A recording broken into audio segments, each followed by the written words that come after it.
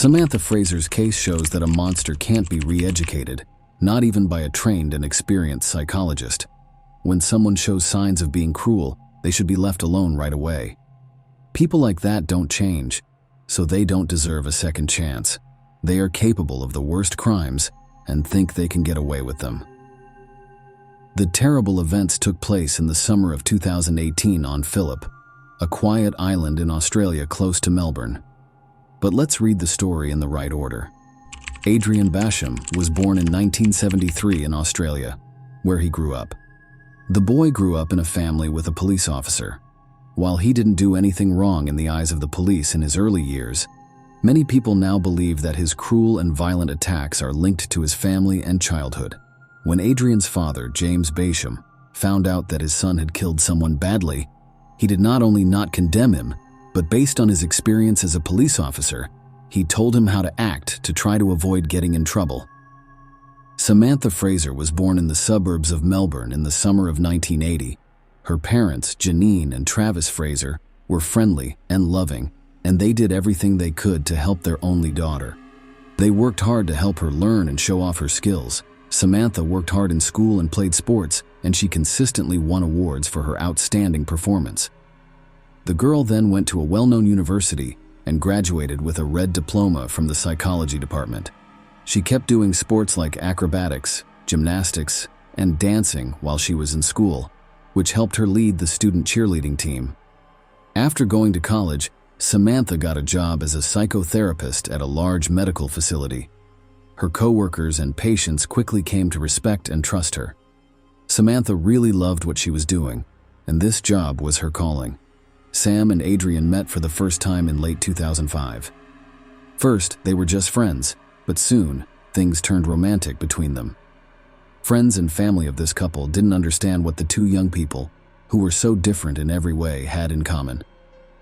Samantha was friendly, open, and nice, and she could always solve a problem in a peaceful way. Adrian, on the other hand, was very rude and harsh when he talked to people. He was also very angry and hostile. In spite of this, the couple made their relationship official a year and a half after they met. They bought a house in the suburbs of Melbourne, not far from where Samantha's parents live. Not long after, the man got a job with a big company that worked to develop mineral deposits. Because his job required him to go on business trips all the time, he wasn't at home very often. There's no doubt that this is why he and Samantha stayed married for so long. Adrian became a real tyrant at home and tried to control his wife in every way. He not only expected people to obey him without question, but he also did some strange things that might have been signs of a mental disorder. For instance, he insisted crazily that the house was always in perfect order, and this included both how clean it was and where everything was. It's small things like where the books are on the shelf or where the toiletries are in the bathroom. Any change could make him angry and violent right away. Samantha was a psychologist, so she knew how to make things better between people who were fighting. She hoped that her husband would change over time and become more calm and consistent. Along with that, they had 3 children together, 2 daughters, Jemima and April, and a son, Rex. But Adrian's character didn't change even when heirs showed up. In 2014, family problems led to physical abuse in another case. She then didn't say anything, didn't call the police, and didn't tell anyone what happened. People she cared about and her co-workers had no idea that her husband had put his hand on her. She was naive enough to think that this would not happen again. After a year, though, the same thing happened again. Adrian hit his wife. Samantha chose that this time it was the last straw. Samantha was also going crazy because her husband was throwing temper tantrums all the time and wanted to control her every move. She told the police in writing that her husband had beaten her, and then she took the kids and moved in with her parents. They got a divorce in the spring of 2017, and Samantha and their kids were given the family home by the court. They soon went back there. But Adrian had no plans to leave his ex-wife alone. He kept after her, making her life miserable. The young woman was always afraid for her life and the lives of her children because she didn't feel safe. She went to court and got an order that her ex-husband couldn't talk to them or try to get involved in their business in any way. But that didn't stop Basham. He stayed nearby and did everything he could to bother Samantha. At least one of Adrian's friends said that he promised to take away from his ex-wife everything she cares about, from the house to the kids. He also openly threatened to hurt her physically. The man told his friend again not long before the tragedy that Samantha would soon pay for everything. He also seemed dangerous, but the friend didn't take what he said seriously until he heard that the woman had died. Because Samantha was always scared and tense, she put bars on her windows, put an alarm system in her house, and put surveillance cameras outside her house. The woman told him that she was scared that her ex-husband would break into her house and hurt her or the kids. Samantha started to think that her ex-husband had calmed down a bit about a year after they got divorced. He disappeared from her view less often, which made her feel safer. Samantha even started an affair and made plans for a better, happier life. For Fraser's 38th birthday on July 22, 2018, she spent the day with close friends and a man she loves named Wayne. People who spent the holiday with her remember that she looked happy and in good spirits for herself and her family. A few days before the wedding, the man had proposed to the woman. After the wedding, they were going to take a long vacation and travel to forget about their problems. Samantha had already taken her kids to school the next morning and was on her way to work when she got a call from a friend telling her that Adrian was nearby. Samantha was worried about this, but she chose not to freak out and instead decided to be more careful. Her ex-husband was due to appear in court in a couple of weeks on charges of domestic violence. She was afraid that he would hurt her in some way because of the lawsuit. The woman told her best friend about her worries over the phone, but her friend reassured her. Samantha was never seen alive again after that talk. Samantha wasn't there to pick up her kids from school that day, so the teacher, who knew that things were tough in Samantha's family, called the police. The police went to their house right away to check on everything. At first, it looked like the mistress hadn't come back yet, but when the police chose to check the garage next to the house, which showed a very bad picture. The homeowner, who was 38 years old, was found dead hanging from the garage door chain. In general, the picture might have made it look like the young woman had killed herself, but Samantha looked like she had been hit by a truck. Samantha had not a single living thing on her, and the hair on her head was wet and falling over her face.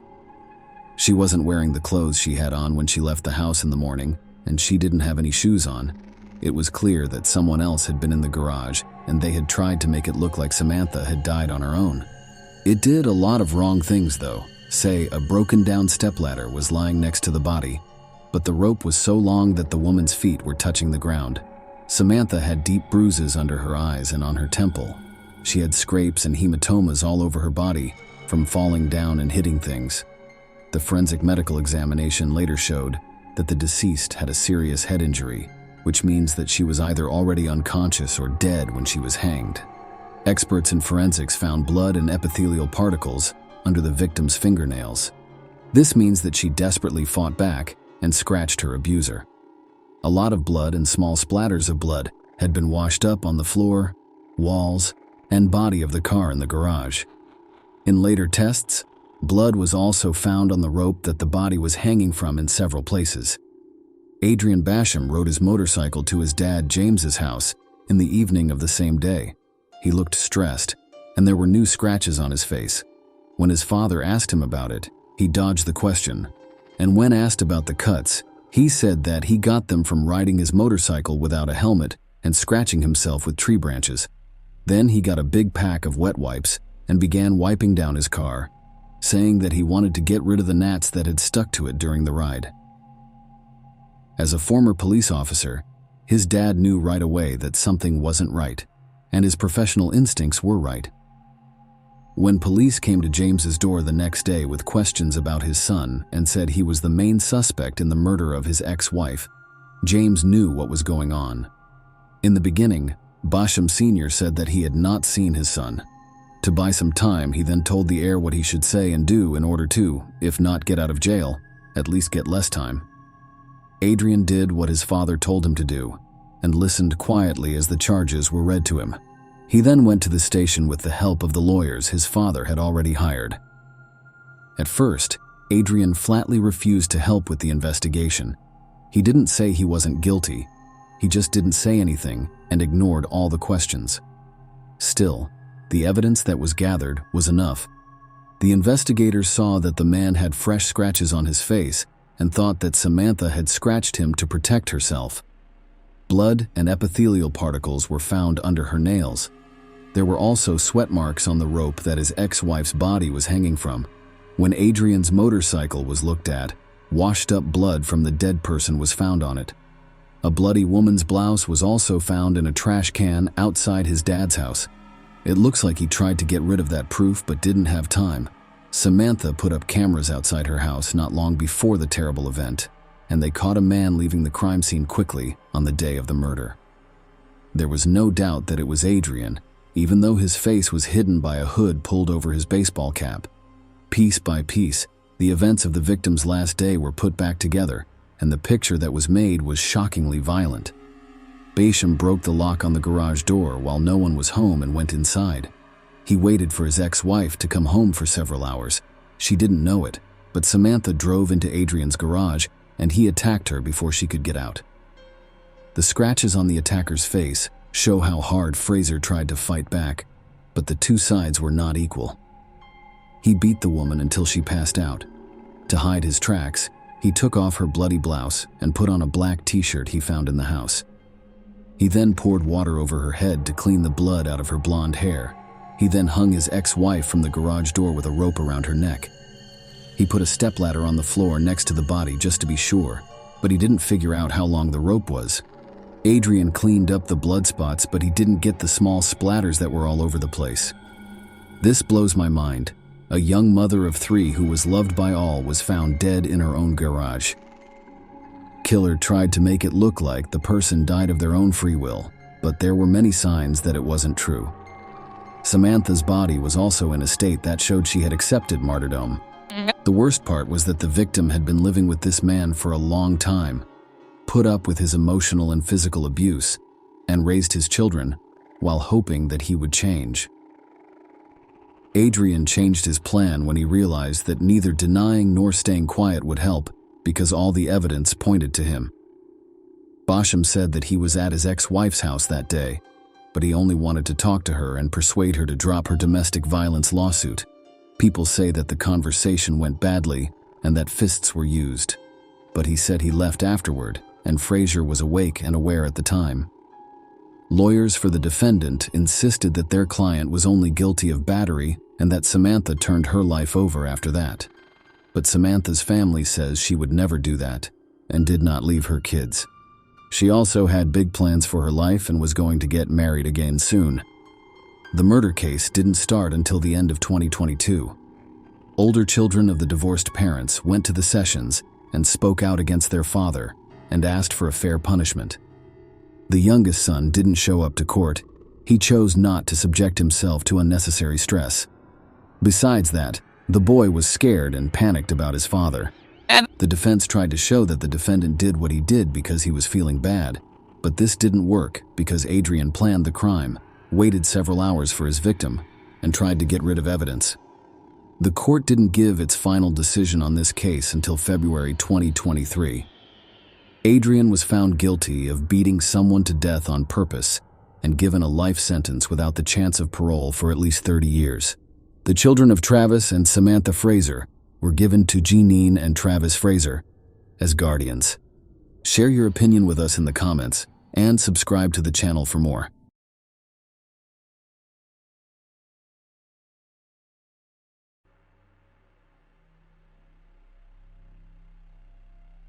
Cape Town is 400 miles away from the city of Port Elizabeth, which is at the western end of Algoa Bay, on the southeast coast of South Africa. This city is a major seaport and also has the 6th most people in South Africa. When Chris Panayotu, then 18 years old, graduated from high school in this city in November 2004, he went to work for his dad's trading company. In the city and the areas around it, his father owned a large chain of stores and restaurants. Chris had always wanted to work in his dad's business, even when he was young. He was also very interested in running retail chains and growing the retail services industry. He was very active and determined. and his goals went far beyond being an executive and skilled worker under his father's supervision. Chris wanted to open his own fish restaurant near a 5-star hotel on Marina Drive and a big grocery store close to Kings Beach downtown. While Chris was helping his dad at a small diner on Market Street in the afternoon, he ran into an old high school friend. The friend invited Chris to a party on Friday night at Barney's Tavern, a popular beach spot for young people. Chris saw a pretty young girl drinking lemonade from a tall glass while sitting alone at the bar in a wicker bamboo chair and drinking beer from the establishment's specialty mug. Chris got up from his seat and went to meet her. She was 18 years old and her name was Jade Dinks. They hit it off right away, and they quickly found that they had a lot in common. Chris and Jade started dating after that party. They had no idea that their meeting at Barney's Tavern on Friday night would be the start of a terrible love triangle story that ended in tragedy. The girl named Jade was always happy and friendly, and she wanted to make other people feel good. Because she wanted to make a difference, she decided to become a teacher and started college in 2005. While Jade worked on her schoolwork, Chris started his own business. He started with a grocery store and then opened Infinite, a restaurant and bar in the neighborhood. Even though both Jade and Chris had a lot going on in their lives, their relationship grew stronger, like the roots of a young tree going deeper into the ground. They each made their own happy place where love and kindness seemed to last forever, and where days were full of smiles and hope for a bright future. Things started to go wrong in their relationship over time, mostly because Chris was seeing another woman. At first, Chanel Cooties was just working at the store that Chris owned, and their relationship was strictly business. But as time went on, their interactions turned into a secret love affair that they tried to hide with mysterious smiles and small movements. They met in secret in hotels in the area, and Chris even let Chanel stay with him while Jade was away. Chris and Jade seemed like a happy and successful young couple to their family and friends, especially after they got engaged and then married in 2012. Jade finished college and got a job at an elementary school, and Chris's business looked like it was doing well. However, Chris's relationship with Chanel continued, which made things difficult in their marriage. When Costa Panayotou, Chris's father, found out that his son was having an affair with a sales clerk, he was very upset and angry. He couldn't understand how Chris, who had been seeing Jade for 8 years and knew she was smart, kind, and moral, could act so badly. Costa confronted Chris at Infinite while he was celebrating his engagement with friends, which turned into a heated argument. Costa told Chris that he would lose his inheritance if he kept seeing Chanel. Chris told his father that he was ending his relationship with Chanel, but they were still seeing each other behind his back. During this time, Jade didn't know that her fiancé was cheating on her. Chris's finances got worse as he tried to balance his two different lives. He spent a lot of money on gifts for Chanel, fancy hotel rooms, and other unnecessary things. While Chris was away from Jade more and more over the next 3 years, it hurt his business and his family. Jade started to feel more and more alone and ignored in her marriage. She told her friends how upset she was and how she had tried but failed to get them back to getting along. In September 2014, Jade was at the point of losing her mind. She wrote a very emotional letter on September 21st about how much she wanted love, a normal marriage, and a caring partner. She also told him how annoyed she was with Chris's secrecy and the distrust and uncertainty it caused. 3 big men in a rented car pulled up to the gate of Staring Glad Village on April 20th, 2015, in the early morning. This is where the young Panayotou couple lived. They saw a young woman who was well-dressed and impatiently waiting by the road. 2 of the men got out of the car, but the driver told them to stay inside. A black BMW pulled up next to her and they watched. When she got in the car, it took off quickly, making the people who wanted to take her hostage angry. Like every other day, Jade left her house at 6:15 a.m., waiting for her friend and coworker Cheryl to pick her up in her BMW for their daily trip to work. Cheryl was running a little behind, and she saw the car from the day before with tinted windows at the curb. When Jade reached for her phone to call Cheryl, she saw 2 people coming from the bushes next to the road. Cheryl was only 10 minutes late, but Jade wasn't there. Cheryl tried to call Jade's cell phone and knock on her door, but got no answer. Cheryl finally called the police, and by 10 a.m., Jade Panayotou was officially reported missing. This led to a large-scale search that included police, a K-9 unit, and volunteers from the community. The search for Jade went on, but on the first day, nothing was found. The search started up again the next morning, and there was a reward for anyone who could help find her. Around 10 a.m., Angel, a K-9 officer, found Jade's dead body in a bushy ravine close to Quano Bushley. Even though she was fully dressed, a medical exam showed that she had been shot 3 times in the back and fatally in the head. Her jewelry and bank cards were missing, making it look like the people who killed her were trying to hide why they did it. Jade's family and friends were shocked and couldn't understand what had happened. Her co-workers and students were also very sad. The news of her death spread all over the city, and people were sad and confused on social media. On October 22nd, Jade's family held a memorial service at a Catholic church. This was followed by a funeral that was attended by a huge number of people from Port Elizabeth. People who knew and loved Jade were deeply saddened by her death. South African police service officers were also at the city cemetery. They thought Chris Panayotou's behavior during the funeral was strange and staged. As suspicions grew, the court later found that Chris's farewell speech looked a lot like a dedication on the internet by Charles Atkins to his late wife.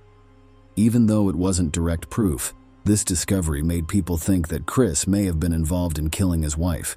The authorities decided to keep a close eye on him. Several other strange events also pointed to Chris's involvement in the murder of his wife.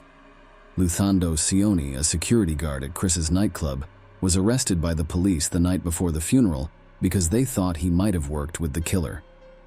Luthando said Chris had asked him to hire killers for his wife, and that Chris had already found 3 friends to carry out the plan. There was proof that someone tried to use Jade's bank cards on the day she was killed, and surveillance footage showed 2 men that Luthando identified as the hired killers. As a reward for his help, the police let Luthando go on the condition that he gather more evidence, including Chris's confession to killing his wife. Because he was told to, Luthando called Chris for a private conversation that was recorded. During the conversation, Chris said something that led to his arrest. After that, 3 more suspects were caught, and the crime's details were put back together. Hit men were sent by Chris to kill Jade Panayotou in the early hours of April 20, 2015. But because of an unplanned change in her plans, the execution was moved to the next day. On April 21st, Jade was taken hostage, taken to a remote area, and brutally killed. The thieves took her valuables and ran away. They tried to take money out of her bank cards but couldn't because the PIN they were using was wrong. The trial against Chris and the 2 mercenaries began on October 11, 2015, and was widely watched and reported on by the media.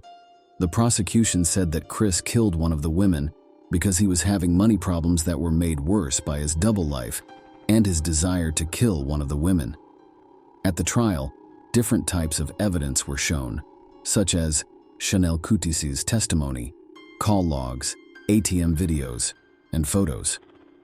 Along with the 2 hired killers, Chris was found guilty by the court and given a life sentence. On December 9, 2019, Chris's father, Costa Panayotou, died in a mysterious accident. This added another sad turn to the story.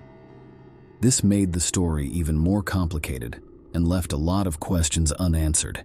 If Chris had anything to do with his father's death, it made an already scary story even scarier. Overall, Chris Panayotou's actions showed how far some people are willing to go to put their own needs ahead of the lives and well-being of those they care about. People are angry and upset about what he did, which led to the brutal murder of his wife Jade. It's still not clear if Chris had anything to do with his father's death, but he is now facing the consequences of his horrible crimes, which means he will never get away. Share your opinion with us in the comments and subscribe to the channel for more.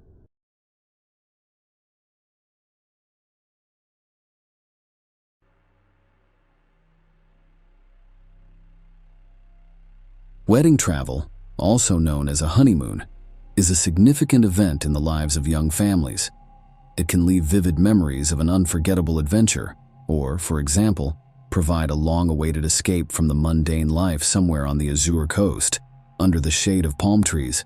But what if you go on a wedding trip and end up committing or being accused of a crime? Would the honeymoon be as bright and carefree in that case? I don't think so. Unforgettable, of course. Hellman, whose real name is Isabella Rodriguez, was born in 1975 in Colombia, a country where everyone speaks Spanish. But Isabella really dreamed of the American dream.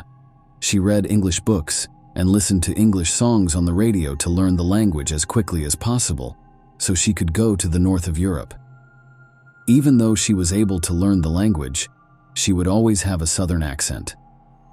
This didn't stop the young woman from moving to Florida, where she worked as a real estate agent for people who only spoke Spanish.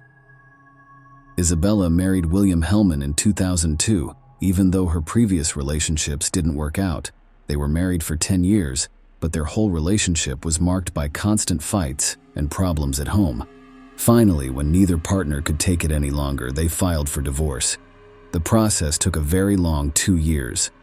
Isabella even found a new man during this time, and she hoped to be happy with him. Lewis Bennett was the name of the new lover. He was born in Great Britain but moved to Australia as a child and had dual citizenship. He went back to his home country to finish his education at the prestigious Camborne School of Mines. Lewis, on the other hand, never got a job in his field. He eventually went back to Australia and started his own business making solar panels. After 4 years, he went into the American market. His main office was in Florida, so the young and promising Lewis started using the internet to look for a wife there. Lewis tried to meet someone online for a long time, but had no luck.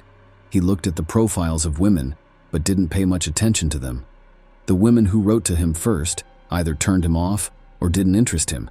But when he saw Isabella's picture, he thought she looked a lot like Jennifer Lopez, so he wrote to her.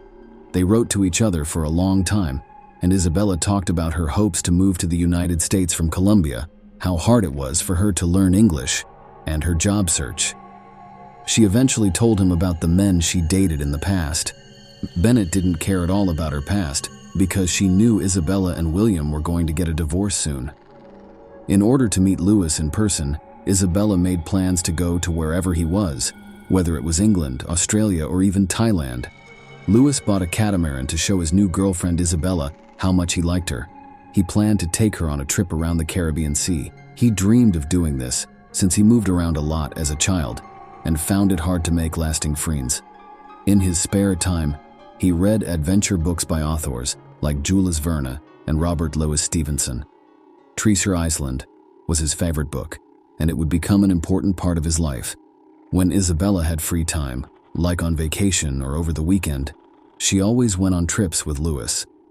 She saw that Lewis almost forgot about work while on these expensive trips, though it could be said that his company's processes were highly automated, which gave him time to relax. When Isabella tried to talk to Lewis about his work-life balance, he either laughed it off or said that he had a big inheritance and didn't need to worry about anything. Isabella was happy with his answer. The couple celebrated the birth of their daughter Amelia in July 2016. It was a big deal for both of them, and that's when the fight started. Isabella had a hard time deciding how to raise their daughter, or even which country would be best for her upbringing, because of things that had happened to her in the past. Lewis wanted Amelia to grow up in Australia with his parents, but Isabella wanted to stay in the United States. As a compromise, they finally moved to Florida. In 2017, even though they already had a child together, they decided to get married. Isabella asked her husband to take her on a honeymoon on his catamaran because she thought that being on the water would bring them back together. Lewis agreed, but the date was pushed back. They finally left on their romantic cruise at the end of April 2017. At first, their social media posts made it look like everything was going as planned for Isabella. Photos of them smiling and having a great time sailing around the Caribbean islands gave her hope. However, after the first photos from the honeymoon, there was silence for 2 weeks. When Isabella went online again, she told her family that they were in Cuba and were planning to go back to Florida. but they didn't know the exact plans yet. She also said that their internet connection was slow, which meant that they might not be reachable for a few days. In the middle of the night on May 15th, Lewis called the Coast Guard to say he was lost and alone on a raft out at sea. Right away, the rescuers started looking for Lewis. They found him near the Bahamas on a raft that was full of food and other supplies. Lewis told a story about how he had asked Isabella to rest for a few hours after a long day, and then given her control of the catamaran. A heavy thump from below woke him up after he went to take a nap in the cabin. He thought Isabella had been thrown overboard when he couldn't find her, and saw that the catamaran was taking on water. He got his things together and moved to the rescue boat, thinking that her life vest would keep her safe. It was strange that he didn't use a beacon or a satellite phone to call for help. The Coast Guard didn't understand what was going on. They looked around and saw that there were no underwater rocks or reefs that could have sunk the boat like Lewis said. The boat also had open escape hatches, which is against safety rules, and suggests that someone was trying to sink the ship on purpose. It was proven by divers that the holes in the catamaran's bottom were made from the inside. The condition of the boat did not match Lewis's account of hitting rocks in the water. Another strange thing about the case was that Lewis only put his things on the life raft, as if he didn't think he would find Isabella alive. He even brought silver coins that are hard to find that are hidden in aluminum tubes. Later, investigations showed that one of Lewis's friends had stolen these coins in 2016. Lewis was charged with smuggling because of how he behaved, the fact that there were open escape hatches, and other suspicious circumstances. While the person was being held for smuggling, the investigation went on and more evidence came to light. In the house where Isabella and Lewis had lived, recording devices were found that had recordings of Lewis making death threats against Isabella. Isabella told her friends about these threats and how she wanted to leave her husband, but she also wanted to give their marriage one more chance. Debts, real estate, electricity, and credit cards were the main things that made them fight. Lewis had a lot of debt but didn't. He declined to deal with his money problems and instead chose to travel instead of working. Even told Isabella she had to get a job to help him pay off his debts while he kept traveling. The investigation also found that between 2014 and 2016, Lewis sent money to other countries worth a total of $160,000. These transfers had something to do with the stolen collectible coins that Lewis had on him. Lewis was facing more charges of involuntary manslaughter as the evidence grew. Lewis Bennett took a plea deal in November 2018 and pleaded guilty to both smuggling drugs and manslaughter by accident. He went to prison for 8 years and couldn't get any of Isabella's insurance payments or property. The court told Lewis that he had to give his daughter Amelia money because she would have to deal with the emotional pain of losing her mother as she grew up. Share your opinion with us in the comments and subscribe to the channel for more.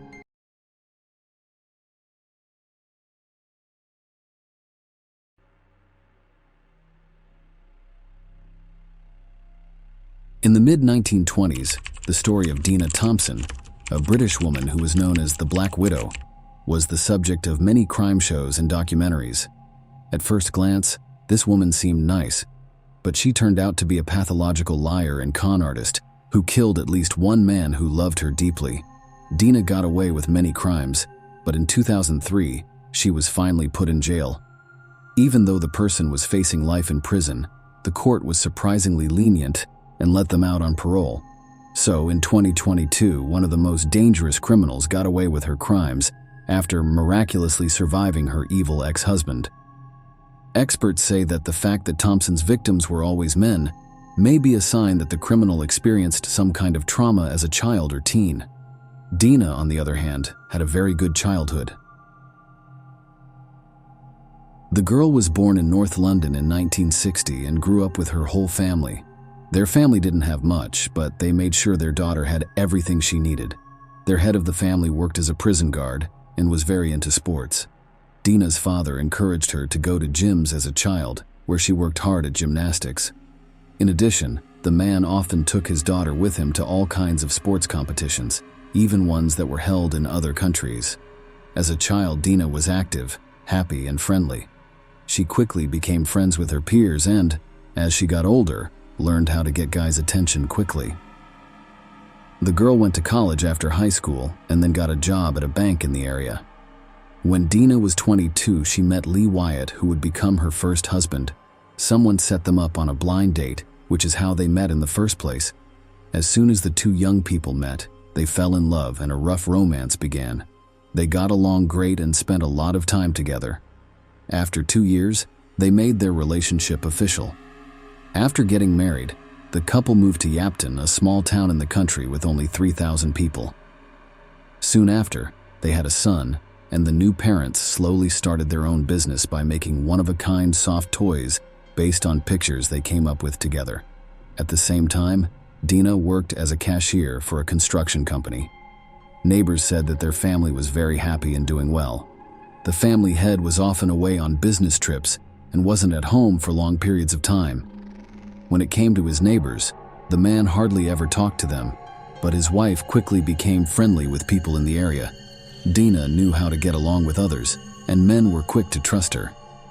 The pretty young woman often caught their attention. Dina met a young reporter named Julian Webb at the start of the 1990s.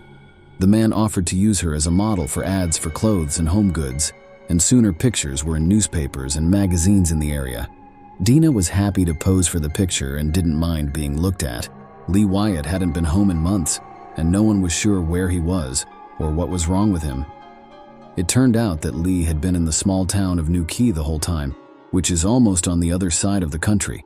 His plan was to hide from the mafia, so he lived there under a fake name and fake papers. The man's wife told him a series of clever lies to make him believe that their family was in grave danger and that the only way out was to run away. In addition to making unique soft toys, the couple was also known for making a leprechaun named Sean, which sold well and became somewhat famous. Around the beginning of 1991, Dina told her husband that the Disney company liked their creation so much that they were willing to pay £50 million to use the character. But the happiness didn't last long. Soon, the woman told them that criminals had learned about the big deal and wanted to take most of the money while threatening to kill the whole family. Dina also found a way out. She cleverly told her husband he needed to secrete himself. Lee got some fake papers right away and ran away. The woman, however, was very smart and got Lee to write her several threatening letters and record several similar phone calls. She said that this would show that he hated his wife and stop the mafia from after her. The husband did what his wife told him to do because he didn't think anything was wrong. He then ran away. Lee was willing to do any job because he was in a new city and didn't have a home or any friends. He sent all the money he made to his wife and son so they didn't have to worry about anything. Most likely this escape really did save his life, but not from imaginary thieves. His own wife was the real threat. Dina married her new love, Julian, in November of the same year, 1991. The wedding was paid for with the money Lee had sent home, even though Dina had lied to him about it. Webb was deeply in love and very happy, but soon after the wedding, neighbors noticed that the woman often went to see her lovers while her husband was at work. After some time, she told Julian that she was dying and that her job had fired her because of it. The story about the fatal diagnosis and being fired was a lie from the beginning to the end. It also turned out that a lot of money had been taken from the company where Dana worked, and she was the main suspect in the crime. After that, the woman said that her first husband, Lee Wyatt, threatened her and made her do the crime. She showed proof in the form of the letters and recordings that she had herself persuaded him to make. Wyatt went back home as soon as he found out that his wife had married someone else. A scandal was all that the case was about, and Dana said he beat her, but there was no proof of this. The detective still chose to side with the woman, though, so Lee had to quickly leave Yapton again. When Julian was in love, his situation didn't bother him at all, and he spent all of his savings on her fake illness so she could get better. While the money was still there, time went on and Julian began to wonder how the treatment was going. It turned out that the woman didn't have any medical records to back up her diagnosis. Family relationships broke down, and neighbors heard the spouses yelling at each other. Julian's sudden death happened in June 1994, just one day after his 31st birthday party. His mom called him the night before the terrible event, but Dina said her husband wasn't feeling well and couldn't answer. Julian's mom told her sister-in-law to call an ambulance, but her sister-in-law didn't listen. The experts found that the young man died of a drug overdose, but no one thought that this was a criminal act, and the man's wife insisted that her husband had chosen to end his own life. She also wanted Julian's body to be burned, but his parents were very against this. After she died, Dina tried to get a big insurance payment from her husband, but she was turned down because their marriage was ruled invalid. Dina didn't even try to cry or show sadness at the funeral. Instead, she wore an honest outfit and acted rudely. Almost right away after that, the widowed woman started having a lot of affairs and romances. She didn't hide the fact that she had lovers over. She did it in public. Dina filed for divorce from her first legal husband in 1997. A little less than a year later, she met Richard Thompson and fell in love with him right away.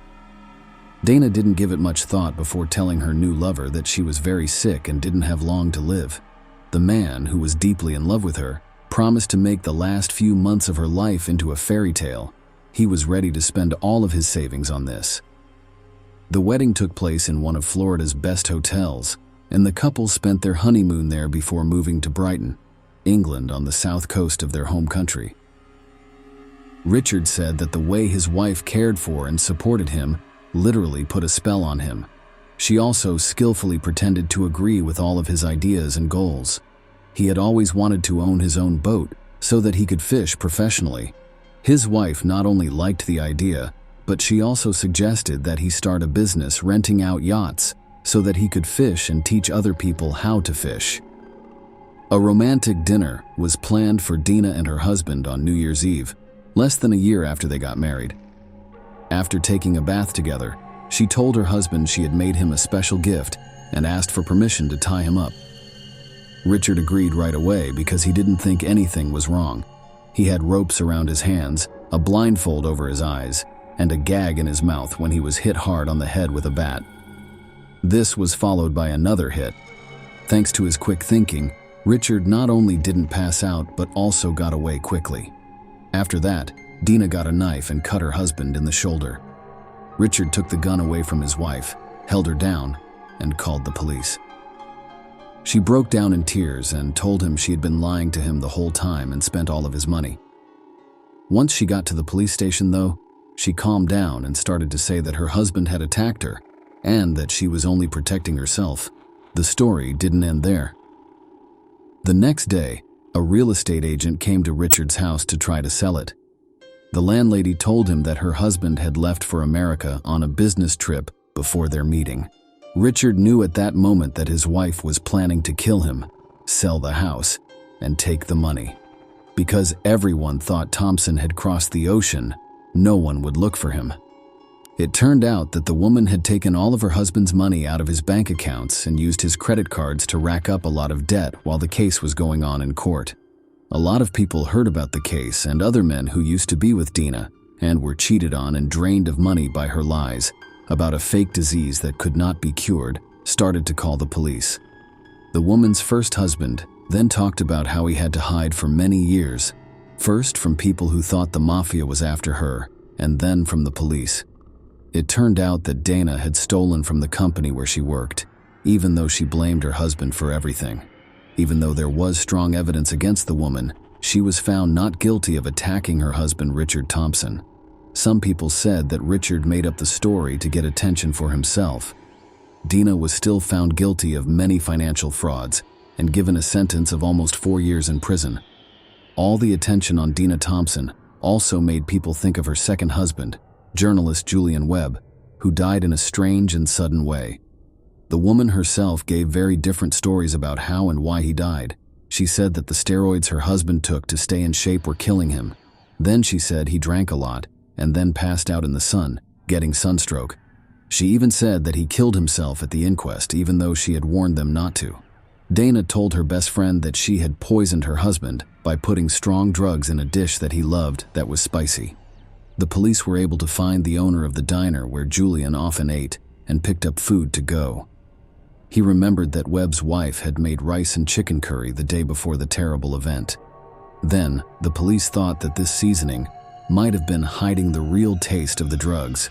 Because new information came to light, a new investigation was started, and Julian's body was dug up and sent to be looked at.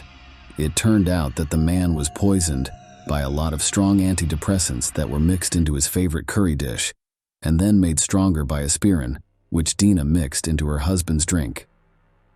Webb was still alive when his mother called. He could have been saved, but that wasn't a plan from his wife. For the first time, the Black Widow was put on trial in 2003.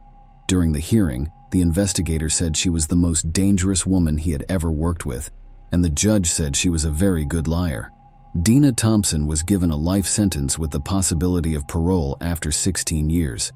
People have made documentaries about the crimes of the Black Widow, talked about them on TV, and written about them in the news. Detectives found out about another scary event in Dina's past, even after she was in jail. The person who was one of her first lovers never showed up again and has still not been found, dead or alive. Stanislav Kostov was the young man's name. He lived in Bulgaria, which is where Dana trained as a gymnast in the late 1970s. A romantic relationship started between them, and then the guy was never seen again. The investigation doesn't rule out the possibility that Dana has something to do with this case, and Kostov was one of her first victims. But there was nothing that could be shown. Thompson worked with a prison psychologist and took rehabilitation classes while she was in jail. The detective in charge of Dina's case says that she doesn't feel bad about what she did and can commit another crime even though she has been good and said the right things about re-education and admitting her mistakes.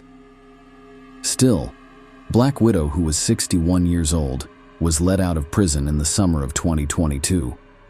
Richard Thompson said he wouldn't feel safe now that he knows about it because he doesn't know what to expect from his ex-spouse. Now Dina has to tell the police about all of her relationships and connections, stay inside after dark, and report all of her financial transactions. She also can't talk to her ex-husbands or lovers who were hurt by what she did.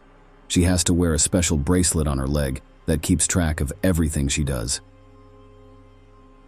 A few months after she was freed, reporters caught Thompson coming back from the store with a big bag of shopping. On her right hand's ring finger, there was a huge ring that looked a lot like an engagement ring. It is possible that the Black Widow caught another gullible person in her web. Share your opinion with us in the comments and subscribe to the channel for more.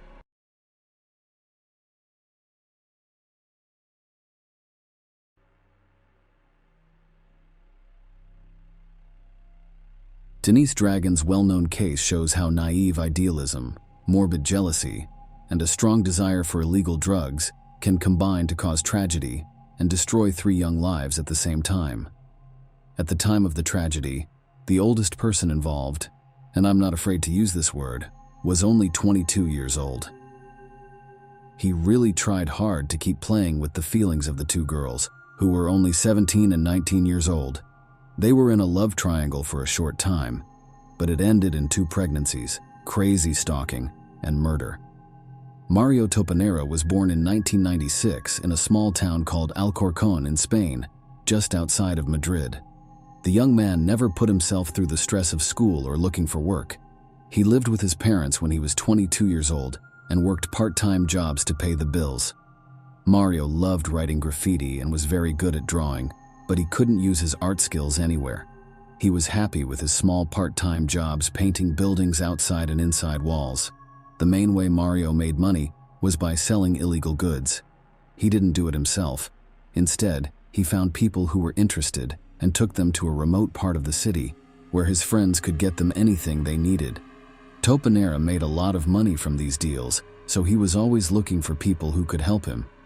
It's unclear if Mario's parents knew what he was doing, but if they did, they clearly didn't care. Mario had a good looks and a strong personality. He was popular with both sexes.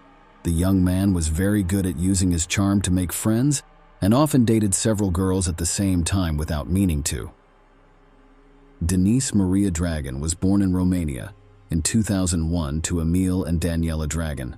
Her parents were very young and having a hard time with money, so they had to go work in Spain, and leave their little girl with her grandparents. After a few years, they were able to get married legally in another country, get a good job, and pretty much set up their daily lives.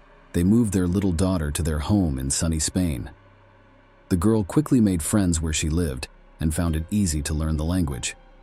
At school, she did well in almost all of her classes and got good grades.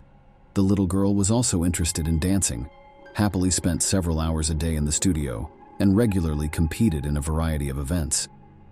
When the girl was in middle school, her parents' marriage fell apart, and they decided to split up. The child went to live with her mother after the parents got divorced, but her father continued to care for her in every way, even though he had a new family. He helped her communicate, gave her money, and tried to be a part of her life in every way. Soon after, her mother also got married again, and a year later, the girl had a younger brother whom she loved and spent a lot of time with. When Denise was 16, she decided she wanted to learn how to do hair and become a stylist. She quit her studies and dance classes to focus on her new hobby full-time. Her parents didn't stop her or try to discourage her. They let their daughter make her own decisions to gain experience. Denise got a job at a beauty salon owned by family members. Rocio Martinez, a 19-year-old girl from the suburbs of Madrid, was the third main character in this dramatic story and the last link in the love triangle. Her father was a police officer who was transferred to Alcorcón, where he moved his whole family. Rocio was impulsive, scandalous, and sometimes even angry as a child. She was used to getting what she wanted and didn't put up with Rege. Martinez was never charged for what she did, though, because her father was a police officer and had a lot of connections. Rocio believed that no matter what she did, her father would get her out of trouble. Rocio was also very pretty, so she always had a lot of fans. When Denise stopped going to school and started working as a stylist, she had more time to hang out with her friends. Since high school, she had a best friend named Sylvia, to whom she confided all of her secrets and worries. One spring evening in 2018, Denise and her friend were walking around the city when they met Mario, a handsome and happy guy who immediately struck up a conversation with Denise. That same evening, they went on a date. A few days after meeting, Denise invited her chosen one to a family dinner to meet her mother, but Daniela did not agree with her daughter's choice. The woman did not like Denise's lover right away. Something about him scared her. Her mother quickly looked into him and was horrified to find out that Mario was involved in drug trafficking. Daniela had a serious talk with her daughter in the hopes that she would end their relationship. Denise quickly learned that Mario isn't as nice and kind as he acts. The young man tried to control every step of her passport, wanted to know where she went and who she talked to without her permission, took her phone, and checked her accounts and social networks for months. The girl in love hoped that her boyfriend would change so that they could have a strong, long-lasting relationship, but things only got worse as Mario started to treat her like his property. For another thing, she was only 17 years old and wasn't ready to be a mother or take care of a new child. Denise then decided to be honest with her mother and told her everything. She then asked her mother for advice on what to do next. The woman listened to her daughter and told her that she should end the pregnancy, but that was her choice. Denise gave it some more thought and then did what her mother told her to do. She had an abortion. When Panara found out, he was furious. He thought Denise had betrayed him by having the abortion, since she had no right to do so, and only he could decide what to do with the child. The couple's relationship ended, but the young man wouldn't let Denise go and leave her alone. He also promised to hurt her as much as she hurt him in return. He paid for his ex-wife and daughter a trip to one of the fashionable European resorts where they went together. The vacation really did Denise good. She calmed down, became a little relaxed, began to make plans for life again, and seemed to no longer think about Mario. But the vacation was over, and Denise returned home again. Mario did not ask Longpine for his former passport, and almost immediately began an affair with 19-year-old Rocio Martinez. This fiery, aggressive, and conflicted girl was the complete opposite of the quiet and calm Denise could make a scandal in the same place, go into a fight, or throw a tantrum. Rocio also experimented with illegal substances and could easily break the law, knowing that she would not be punished for it. With Mario, they quickly got together and had fun together because the guy could get any illegal drug she asked for, wanting to test its effect on himself. However, Mario couldn't forget and let go of his ex-girlfriend. He still wanted to control her, to know where she was and what she was doing. Periodically, he wrote to her on social networks, called her, and even offered to resume the relationship. Denise, who had a very hard time with this breakup, met him from time to time and communicated with him, but was not going to reunite because of fear. When Martinez found out that her boyfriend was communicating with his ex, she made a terrible scandal and, in a fit of rage, screamed that she would kill them both. By that time, Mario had already realized what his chosen one was capable of, so he promised her that it would not happen again. However, Rocio's such an answer did not calm down, and she decided to destroy her rival, if not physically. Then morally, Rocio began to call Denise, showering her with insults and wishing her a speedy death.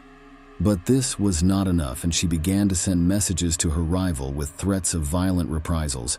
However, Dragon considered these threats to be empty words and did not consider it necessary to contact the police because of them. During that period, Rocio became pregnant, about which the first thing she wrote to her rival, saying that this child is desired and she will keep it for Denise. This news was a painful blow, but soon Martinez, due to poor health and addiction to illegal substances, lost the child, and all her anger she again poured out in a new threatening message to Denise. Denise, wanting to start a new life and forget about Mario, began an affair with a young man named Evan. They got married a month after meeting, and Evan moved in with her husband. Mario was hurt that his relationship with Denise ended so quickly. So quickly after his ex-girlfriend married someone else, he started calling and texting her again to set up dates with her. In November 2018, Mario and Rocio were having dinner at a small diner on the outskirts of the city. The guy left his phone on the table while he went out for a while, and Rocio decided to check it out. That's when she saw the calls and messages Mario had been sending to Dennis Martinez. She had a temper tantrum, screamed, cried, and tried to hit her young man. In response, Mario offered his girlfriend to personally clear things up with Denise. She thought it was her husband knocking on the door, so she opened it without looking through the peephole. Denise was still talking to her friend, so she could hear everything that happened next. When Denise saw her ex-lover's friend at the door, she only had time to say her name out loud and in shock before she was stabbed in the stomach. Rocio then left right away. The wounded Denise, losing consciousness, asked her friend to call an ambulance and told her who attacked her. Dragoni was taken to the hospital in critical condition. Doctors fought desperately for her life for several hours, but the wound was too deep.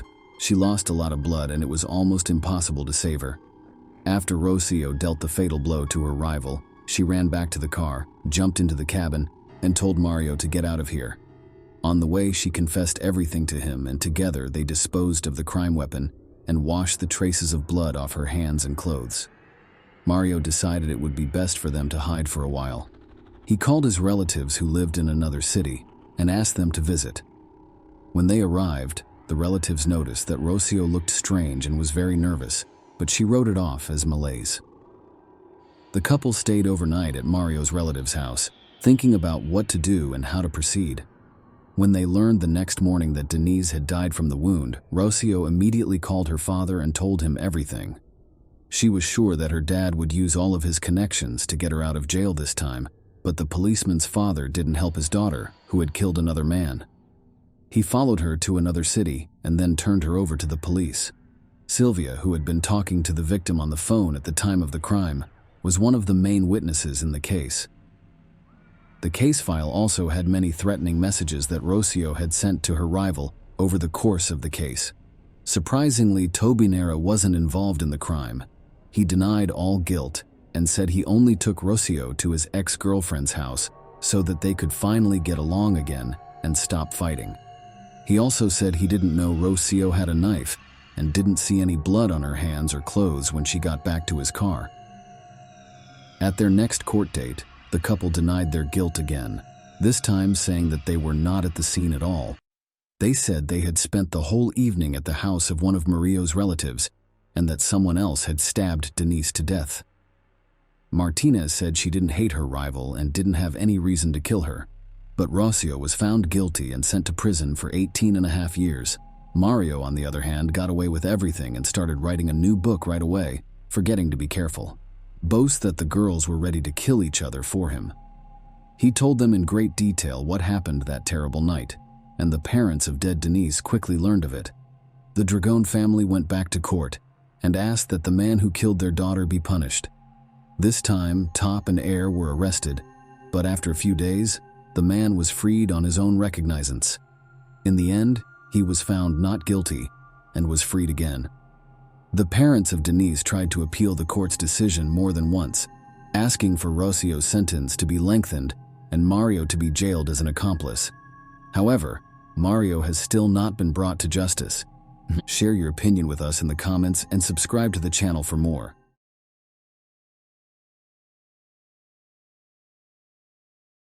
When we think about what makes a place great to live, we often think about how safe it is, how nice the neighborhood is, and how friendly the people who live there are. One country meets all of the requirements. Iceland is an island nation off the east coast of Greenland that has been voted one of the best places to live in the world over and over again. Just over 340,000 people live there, making it one of the world's smallest cities. But its stunning natural beauty makes up for it in a big way. People come from all over the world to see the natural springs and rolling hills. People from all over the world come to this small country to see its many attractions, such as its beautiful architecture and the aurora borealis. Because Iceland has harsh winters, there isn't always a lot of sunlight, but that just adds to the mystery of the place, which is so different from what most of us know and understand. One of the most appealing things about Iceland is the friendliness, openness, and kindness of its people. Due to the tough terrain and harsh winters, people rely on each other, value community, and take care of their neighbors. There are strong social attitudes against crime. They have no army, and their police officers do not carry guns. People often leave their doors unlocked and get lifts with strangers. The peace and quiet of Iceland would be broken one Friday night in 2017 by a brutal murder that seemed to have no reason. The country would be left in shock. We are going to talk about Birna Briansdottir. Birna Briansdottir lived in the southeast of Reykjavik. While her parents were no longer together, they remained on friendly terms, and she was the center of their world. She was bright and spirited, with her fiery personality reflected in her striking auburn hair. She was incredibly witty with a sharp sense of humor, which made her popular among her friends. She was carefree and whimsical, but always responsible, with this maturity reflected in her relationship with her family and her mature attitude toward work. Music was a big passion, and Birna wasn't picky. She would listen to anything from rap to pop and from rock to folk. It was this openness and free spirit that made so many people love her. Birna had a close group of friends and liked going out at night in Reykjavik. She worked in the fashion section of a busy department store. To relax, she would get drinks at the local bar after work and then go out to really let her hair down. For sure, this is what Birna did that night, January 13th, 2017. After closing the shop, she got drinks, played a few rounds of cards, and then went to the center of the capital to laugh, drink, and dance all night. They went to Horror, a place where new bands would play, and Birna was soon dancing on the stage. While her friends were ready to leave by 2 a.m., Birna wasn't. She wanted to keep having fun. She left the club just before 5 a.m. and walked out into the 9-degree weather. She then went to get falafel and then walked back to her house. A woman walking alone in Reykjavik was not rare. People trusted each other and looked out for each other. Due to her intoxication, she dropped coins and stumbled into a stranger on the side of the road. As she carried on walking, she turned a corner and walked down a narrow lane towards the sea. Then she vanished. Because she was known for being on time when she didn't show up for work, people were worried right away. Maria, a school friend who worked with Birna, was upset right away that she wasn't there. It got worse when she tried to call her cell phone. It wouldn't work, and Birna never turned off her phone. People thought she had just gone back to her dad's house to sleep off her hangover. Her friends who had been out with her that night also thought this, but she wasn't there. Scylla, Berna's mother, was called because she was also worried about where her daughter was. She knew Berna and knew that this wasn't like her at all. Without waiting, her family called the police right away to say she wasn't there. Realizing the power of social media, Scylla posted to her Facebook page, "Dear friends, it's not like her that we can't reach her. Please share and let's find her, Scylla." Iceland is a small community, and before long, Scylla's desperate pleas on Facebook were being shared, and news of Berna's disappearance began to circulate. The stress and worry of having a child go missing are unimaginable. Her parents couldn't sleep, and they persistently made calls to all the emergency services, desperately seeking any new information on Berna's whereabouts. The following day, the police were able to trace her last known mobile interaction before it went dead or was turned off. Just before 6 a.m., her phone pinged off a mobile tower in a port town, Hafnarfjordur, 6 miles outside of the capital. Right away, Scylla got in her car and drove there, calling out to her daughter and looking around the area. A group of family and friends worked with her to get Berna back home alive.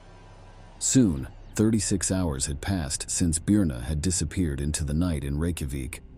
Her friends and family were sure that something bad had happened to her. She was a trustworthy young woman, and this was not like her at all. Not much was known to the police, though. There was no proof of a murder or kidnapping, so they couldn't do much. As word of her disappearance spread, it quickly made the front page of every newspaper. Every newscaster in Iceland talked about Berna all the time. Her face was on every newspaper page. In the early hours of Sunday morning, her parents went to the police and begged them to search for her. They said she would not have gone off on her own accord, much less not told anyone where she was going. She had no money troubles or relationship problems. Everyone who knew Berna adored her. A case as baffling and unusual as this required Iceland's best detectives, one of which was Grim or Grimson. He had 30 years of investigative experience. He was even part of a special team who spent more than 5 years building a case against those whose misconduct and corruption contributed to the financial crash of 2009. After this, he returned to his roots as a police officer, saying he missed the fast-paced work. Like his colleagues, he too wasn't initially that concerned about Berna. There were many other factors that he had to consider. People do go missing in Iceland. Anything from mental health problems to simply staying at a friend's house and not telling people. Most missing people would eventually turn up. A lot of CCTV is set up in capital cities around the world, but Reykjavik isn't like most of them. The people of Iceland don't like being watched, and since crime isn't common, the people tend to police themselves. They watch out for each other and strangers, but someone saw her the night she went missing. CCTV showed her leaving the club with her coins in the ground and walking into a stranger. When Grimson checked the next camera less than a block away, she was gone. There were two options. Either she had gone down the side road off the corner or got into a car. Grimson paid close attention to the little things, and he was sure that the broken CCTV footage held a clue that would lead them to Berna. The red Kia Rio he saw was going the other way on the other side of the road from Birna. A short time after Berna had been seen at the Lebowski bar, he saw it drive by. The police had to follow up on this lead. What was next? They couldn't see the license plate, who was driving, or how many people were in the car. There were more than 100 of those kinds of cars in Iceland. This didn't make her parents feel better about their worries. Scylla was incandescent when they explained the quality of the tape was too poor to extract any more details from. Scylla said, "Can't you find it like in the movies?" Grimson replied, "It doesn't work like that." The police knew that even though they didn't have enough CCTV, the people in the area had hope. They asked the people of Iceland to help them. At a rare press conference, Grimson and Berna's upset family spoke in front of the cameras and begged Iceland to help them find her. In front of the media, Scylla showed what kind of person her daughter was by saying that she was very smart, bilingual, loved other cultures, and loved to travel. The police's hunch at the press conference would lead to a breakthrough. It proved right, and before long, they had their first lead. A pair of brothers decided to search Hafnarfjordur, where her phone had pinged off the tower, and when there, they headed towards the harbor. After searching in a fenced-off area, they found a pair of boots, black Doc Martens, identical to the pair that Birna had last been seen wearing. Using the power of social media, they posted a picture of them to Facebook, and before long, the officers arrived. They confirmed the shoes were Birna's. The police finally felt like they were making progress. Grimson told the police to carefully look through the CCTV footage, and soon they saw a picture they knew. At 6 a.m. on the morning Birna went missing, a red Kia Rio pulled into the harbor. A drunk man got out of the car and stumbled toward a fishing trawler that had already been docked. After that, the car drove off. Finally, they were able to read the license plate. The car had been rented by Thomas Muller Olsen, a 25-year-old fisherman from Greenland. A family had since rented the car and said there was a smell of chemicals coming from the back. After taking the car away, police were determined to find any sign of Birna. Eventually, they found a clue. There were blood spots in the back seat.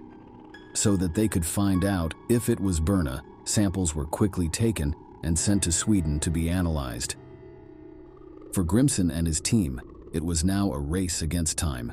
They needed to find the trawler and their only suspects, Thomas Muller Olsen and Nikolai Olsen. Thomas and Nikolai weren't related, but were crewmates on the trawler. Thomas was considered easygoing, approachable, and generally likable while on board. His phone pinged, and Thomas went pale. It was a news article saying that the ship he was on was linked to the disappearance of Birna. A journalist had contacted a Facebook group used by the men on board and asked who had rented the car and who was seen on the CCTV. Thomas was visibly shaken. His captain assured him if he was innocent, he would be fine. There was a huge challenge for Grimson and his team. The longer his suspects were on that boat, the longer they had to make up stories and get rid of anything that could be used against them. Not to worry, the ship's captain already had a plan. He read about the connection between the ship and Birna, so he turned the ship around and went back to Iceland.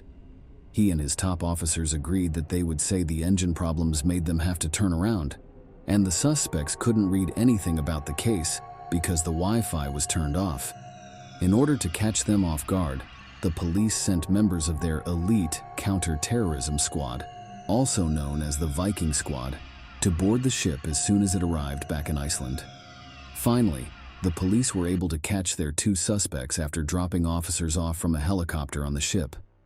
The reaction of the public to the case was massive, and the whole country was waiting on tenterhooks for any news of what had happened to Birna. The case seemed to take over all aspects of Icelandic life.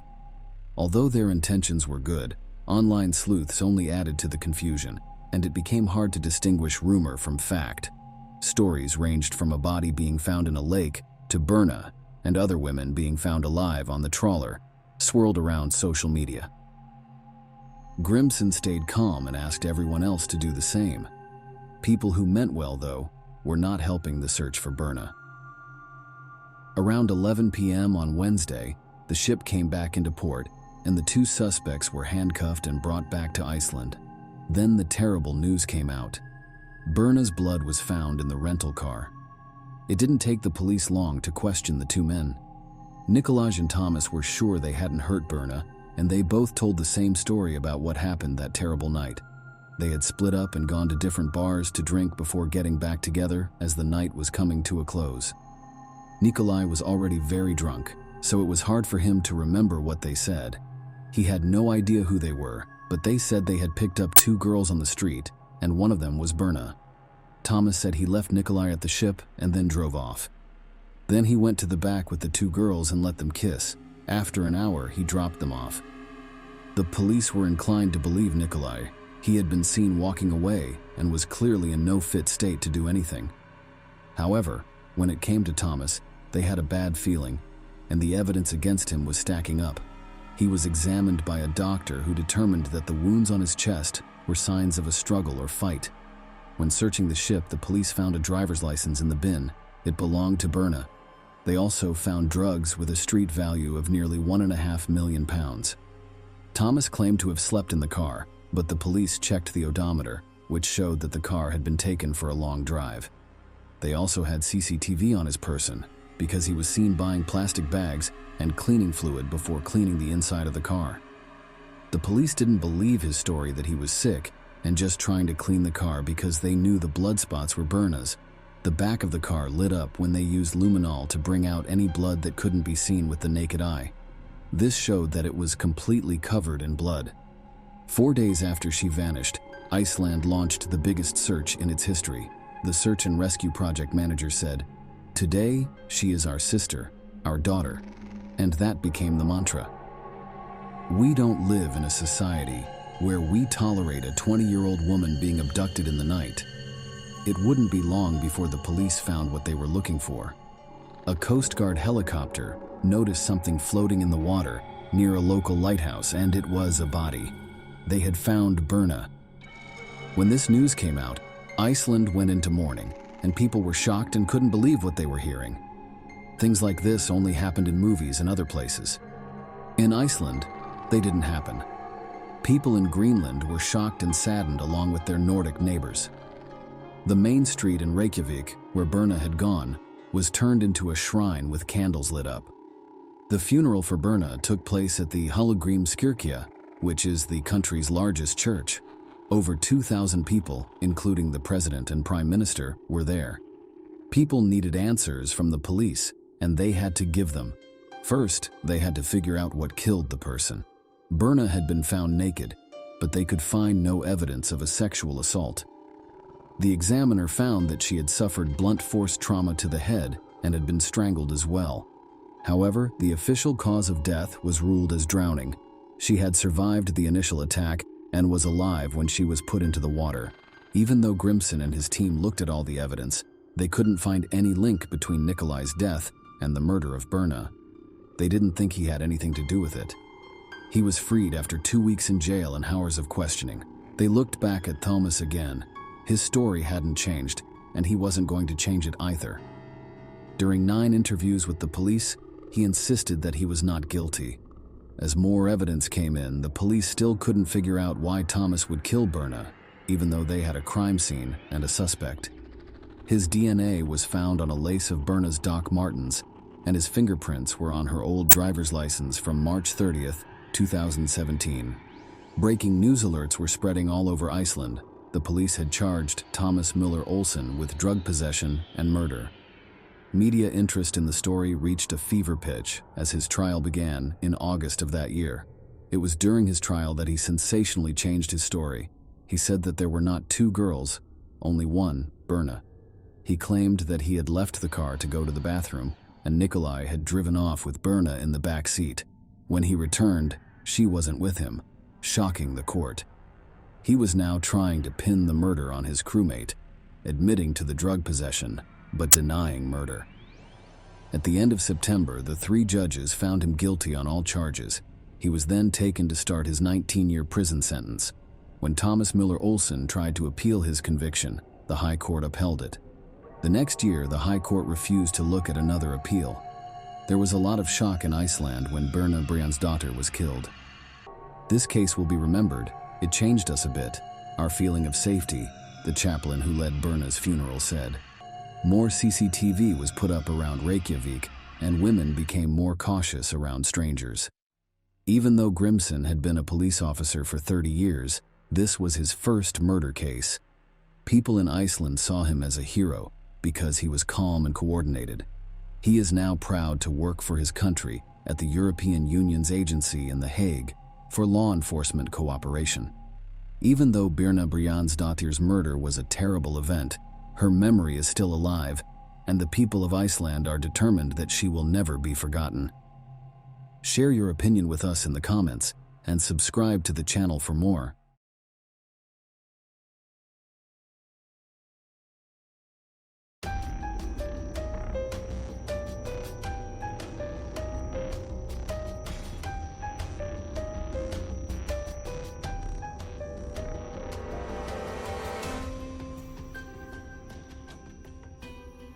Detective Jeremy Ogden from the Hobart, Indiana Police Department gazed upon a manuscript that had kept him busy for months. It revealed an emotionally wrenching tale involving 53-year-old Christopher Reagan's tragic story. Born in Detroit, Michigan, and receiving his education there, Christopher decided at the age of 20 to join those willing to protect their country by enlisting as an active duty soldier. Upon being accepted into service with honor and devotion by standing guard over citizens' peace, he forever changed his destiny with his choice to join. Christopher was sent to a military base near Marquette. While there, fate brought Christopher together with Terry from Iron River. Their friendship developed over time after meeting as young people often do on city streets. Shy people may hesitate to say hello, but they eventually began walking together and became closer friends over time. They remained close for years since Christopher's service prevented any chance for more meaningful relationships to form between them.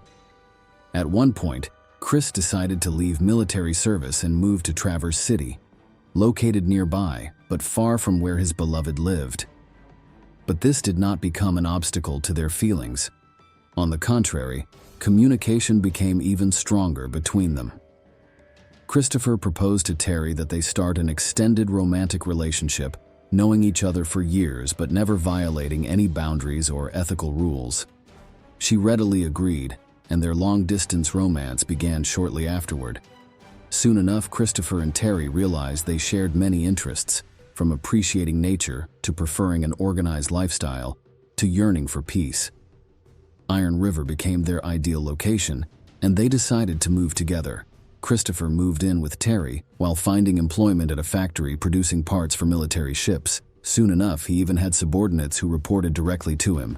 Life was finally looking bright, but after 2 years, complications arose in their relationship, with passion slowly diminishing as Christopher and Terry failed to address its difficulties. It eventually became evident that this could not continue, and they took the difficult decision to part ways peacefully and remain friendly toward each other. Christopher realized he could no longer continue living at Terry's house, so he decided to rent his own place instead. As time progressed, Chris realized he wanted a change of scenery as well. Iron River seemed too small, so Chris began looking for more dynamic cities like Asheville in North Carolina. Fate presented Christopher with the chance to start over and embark on an entirely new chapter of life. Not only would Asheville provide him with job opportunities, but it would also offer picturesque natural attractions, perfect conditions to launch himself into life anew. Christopher told Terry on October 14th that he had taken off work due to a doctor's appointment, suggesting they meet and go for a walk as they often did while living together. Christopher then proposed they meet later that afternoon and join her. Terry became worried when Christopher failed to contact her after October 15th and didn't return any calls or text messages from her girlfriend, Terry.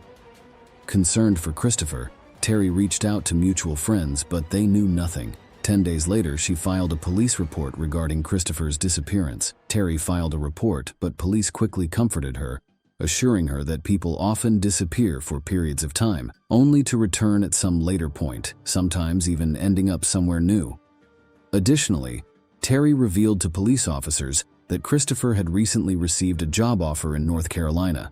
For them, this was another indicator that Christopher may have reached his new residence and begun living a completely different life after having cut all ties with the past. Investigators quickly launched an extensive investigation to disprove speculations. To do this, they identified Christopher's newly hired company and spoke to one of its employees to discover any information regarding Christopher. However, none could be obtained as Christopher hadn't shown up at work for over 10 days. Police speculated he might have been injured due to frequent trips outdoors alone. Search forces headed into nearby woods looking along routes Christopher had used. Specially trained dogs were deployed, yet no sign of Christopher was ever discovered. Terry suggested visiting Christopher's former apartment to ensure no accident had taken place, or perhaps find any traces that may give an idea as to his current whereabouts. Agreeing with her suggestion, investigators went directly to his former place of residence. They were shocked at what they found: items scattered across the floor and closet doors open. Their initial thought was likely Christopher was just being disorganized. However, Terry quickly dismissed this theory, asserting he wasn't as messy. Detectives began to suspect that all these circumstances might be linked to Rand's disappearance. So, after inspecting her home, it was decided to expand their search efforts and locate him on an even wider scale. Police searched carefully through the neighborhood before eventually discovering Reagan's car outside the city limits, about 8 miles from Iron River. Since it appeared unlikely he left it there intentionally, one door needed to be broken open for entry into it. At first, there was nothing suspicious in the vehicle's interior. On its seats were ordinary clothes typically found among locals, a hat, coat, and gloves. But one of the policemen noticed something peculiar on the front passenger seat, a small piece of yellow paper bearing an illustrated map describing an itinerary for travel. No specific addresses were indicated, only an itinerary, so they decided to follow it closely.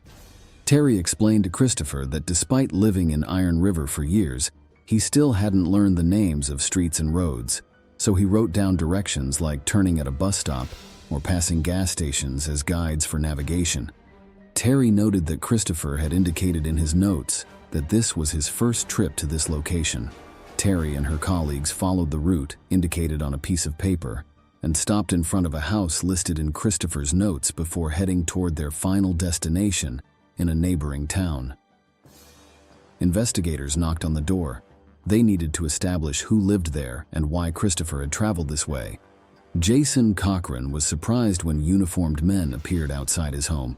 Shortly afterward, his wife Kelly appeared, and they were informed by officers of Christopher Reagan's disappearance, that his abandoned car contained a piece of paper that pointed toward this address as part of their investigation. Kelly candidly revealed that she and Christopher worked at the same plant and were close. Although they hadn't spoken since mid-April, Kelly did manage to reconnect with Christopher in mid-June. Kelly Cran attempted to reach Chris via text messages between September and October, but received no reply. She assumed he had moved to North Carolina in search of employment, or possibly due to health concerns. Kelly also mentioned Christopher was having health problems and may have decided to start over somewhere new. When investigators found an address written down on a piece of paper found in Christopher's car, they became confused. Nonetheless, the couple remained willing to cooperate in any investigations that came their way. After brief questioning at Christopher's home, without finding what they needed, detectives decided to head out. Their next phase involved speaking with Christopher's co-workers at work before proceeding to interview workers and supervisors at his factory. One supervisor made mention of an affair between Christopher and Kelly Cochran, a rumor circulating among workers. After hearing this claim, investigators decided to re-interview both parties involved so as to gain clarity as to their true natures and establish exactly what had transpired between them. Kelly ultimately acknowledged her affair with Christopher, but could not tell him due to Jason being present. According to Kelly, their open relationship was fine, with Jason being aware of any such affairs on the side. However, discussing such sensitive topics might hurt his feelings and be painful for both parties involved. Christopher's co-workers refuted Kelly's statements, claiming Jason approved of their affair or there being any loose connections among their family, as she claimed. Jason followed Kelly into the police office, and their conversation revealed his opposition to Kelly's infidelity vehemently, thus making him an obvious suspect. However, due to a lack of evidence linking Jason with Christopher's disappearance, it became impossible for officers to conclude anything conclusively against Jason or Kelly. They had no choice but to release both from detention. The investigation continued for 5 months, without yielding any clear resolution of its mystery. On March 5, 2015, Hobart Police Department Detective Jeremy Ogden took on the case immediately and began actively working it. Ogden began by conducting a comprehensive analysis of Kelly Cochran and Jason Cochran's history, meeting in high school before moving in together post-graduation. Their personalities couldn't have been any more different. Kelly was open and loved talking, while Jason preferred listening more than starting conversations first. Despite these differences, Jason and Kelly decided to marry. Following their wedding, the two started their own company providing swimming pool maintenance services. It was modest, but provided them with a decent income. Most of Jason's pool maintenance duties fell upon his shoulders until overwork and strain took its toll. Jason began experiencing back problems and felt heavier every day. Eventually, Kelly took over running the business. when it became clear he couldn't continue running it himself. Though this period proved challenging, she remained hopeful that Jason would soon recover and resume his duties once more. Kelly searched for ways to help Jason recover since medical drugs weren't providing enough relief. One day, she learned of a plant that offered hope for Jason's recovery. Unfortunately, its use in medical practice hadn't started yet and wasn't available everywhere they lived. It had even been banned in their state. To get this drug, they moved from Florida to Michigan's Iron River Township. Jason could visit his doctor and receive his prescription for this miracle plant. Suddenly, his agony would finally end. Early in 2014, a plant that specializes in manufacturing parts for U.S. warships hired 34-year-old Kelly Cochran, who had moved with her husband Jason. Kelly made every effort to secure financial well-being for herself and Jason. Therefore, they accepted employment at Christopher Reagan's plant, where Kelly also worked. Over time, Christopher and Kelly discovered commonalities of conversation that helped foster their friendship. This proved particularly vital, as Christopher had recently experienced difficulty with Terry in his relationship. After reviewing all available evidence, the prosecutor made a strong argument to a judge in Michigan in support of obtaining a search warrant for Cochran's residence. After successfully receiving a ruling from the judge on March 5th, she sent investigators straight away on March 6th to locate Cochran's address. Searches were carried out of the Cochran home with extreme care, looking for any signs that Kelly and Jason may have played any part in Christopher's disappearance. Unfortunately, all efforts proved futile. The only significant discovery was a book written by Jason under a pseudonym from video gaming culture. Although its title may cause amusement, its content was truly disturbing. Jason detailed horrific murder scenes of everyone who had wronged him. One character matched up perfectly with Christopher as they read through this dark and violent work. Suspicion increased surrounding Jason. Perhaps his crimes weren't made up, but instead stemmed from actual incidents he had committed himself. With these concerns in mind, investigators decided 3 weeks later to conduct another search of the Cochran house, hoping to unearth the evidence missed during their previous search. When police officers drove up to their home, they noticed no vehicles present and that both the yard and driveway were empty, as no answer came when knocking at their door. No one answered the door when knocked. As soon as Kelly and Jason had left town after the initial search, they moved quickly into Indiana, prompting investigators to become concerned they might never find evidence they needed for months, especially DNA samples of suspects like Jason Cochran. Michigan police officers reached out to their Indiana counterparts, asking them to collect samples instead, prompting Indiana officers to head toward Cochran's new address to take DNA samples instead. Ready to assist their Michigan colleagues, Indiana officers then traveled directly to Cochran's new address, where DNA samples would be taken before heading directly toward Jason, Cochran's new address. The couple didn't object, seeing no legitimate basis to charge them with murder, nor evidence of Christopher Reagan. Meanwhile, investigation gradually disbanded, leaving little hope of solving his disappearance. Time passed until, on February 22, 2016, an alarming phone call arrived at Hobart Police Station from Kelly Cochran, who was clearly distressed over what had transpired. She attempted to explain that Jason wasn't breathing, but her emotions rendered it impossible for her to provide concrete details. Rescuers arrived quickly on the scene, where Kelly attempted to prevent doctors from treating Jason due to her extreme terror and panic. Soon enough, however, it became evident that Jason no longer required assistance.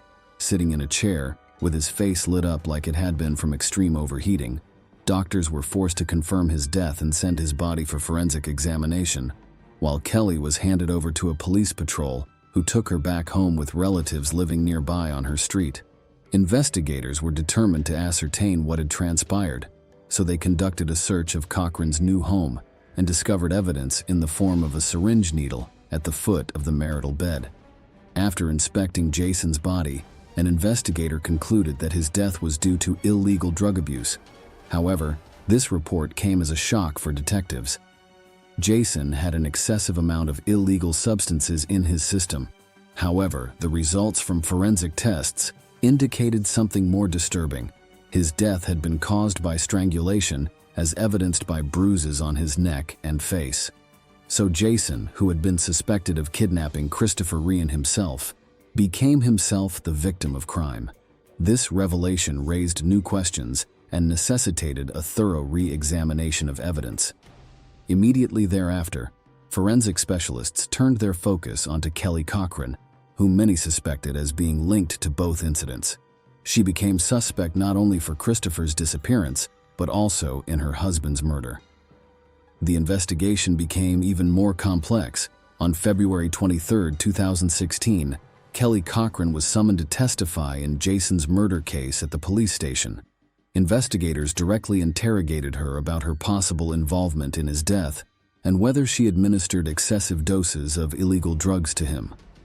Regardless of the lack of concrete evidence and pressure from investigators, this young woman did not confess to either the murder of Jason or the kidnapping of Christopher.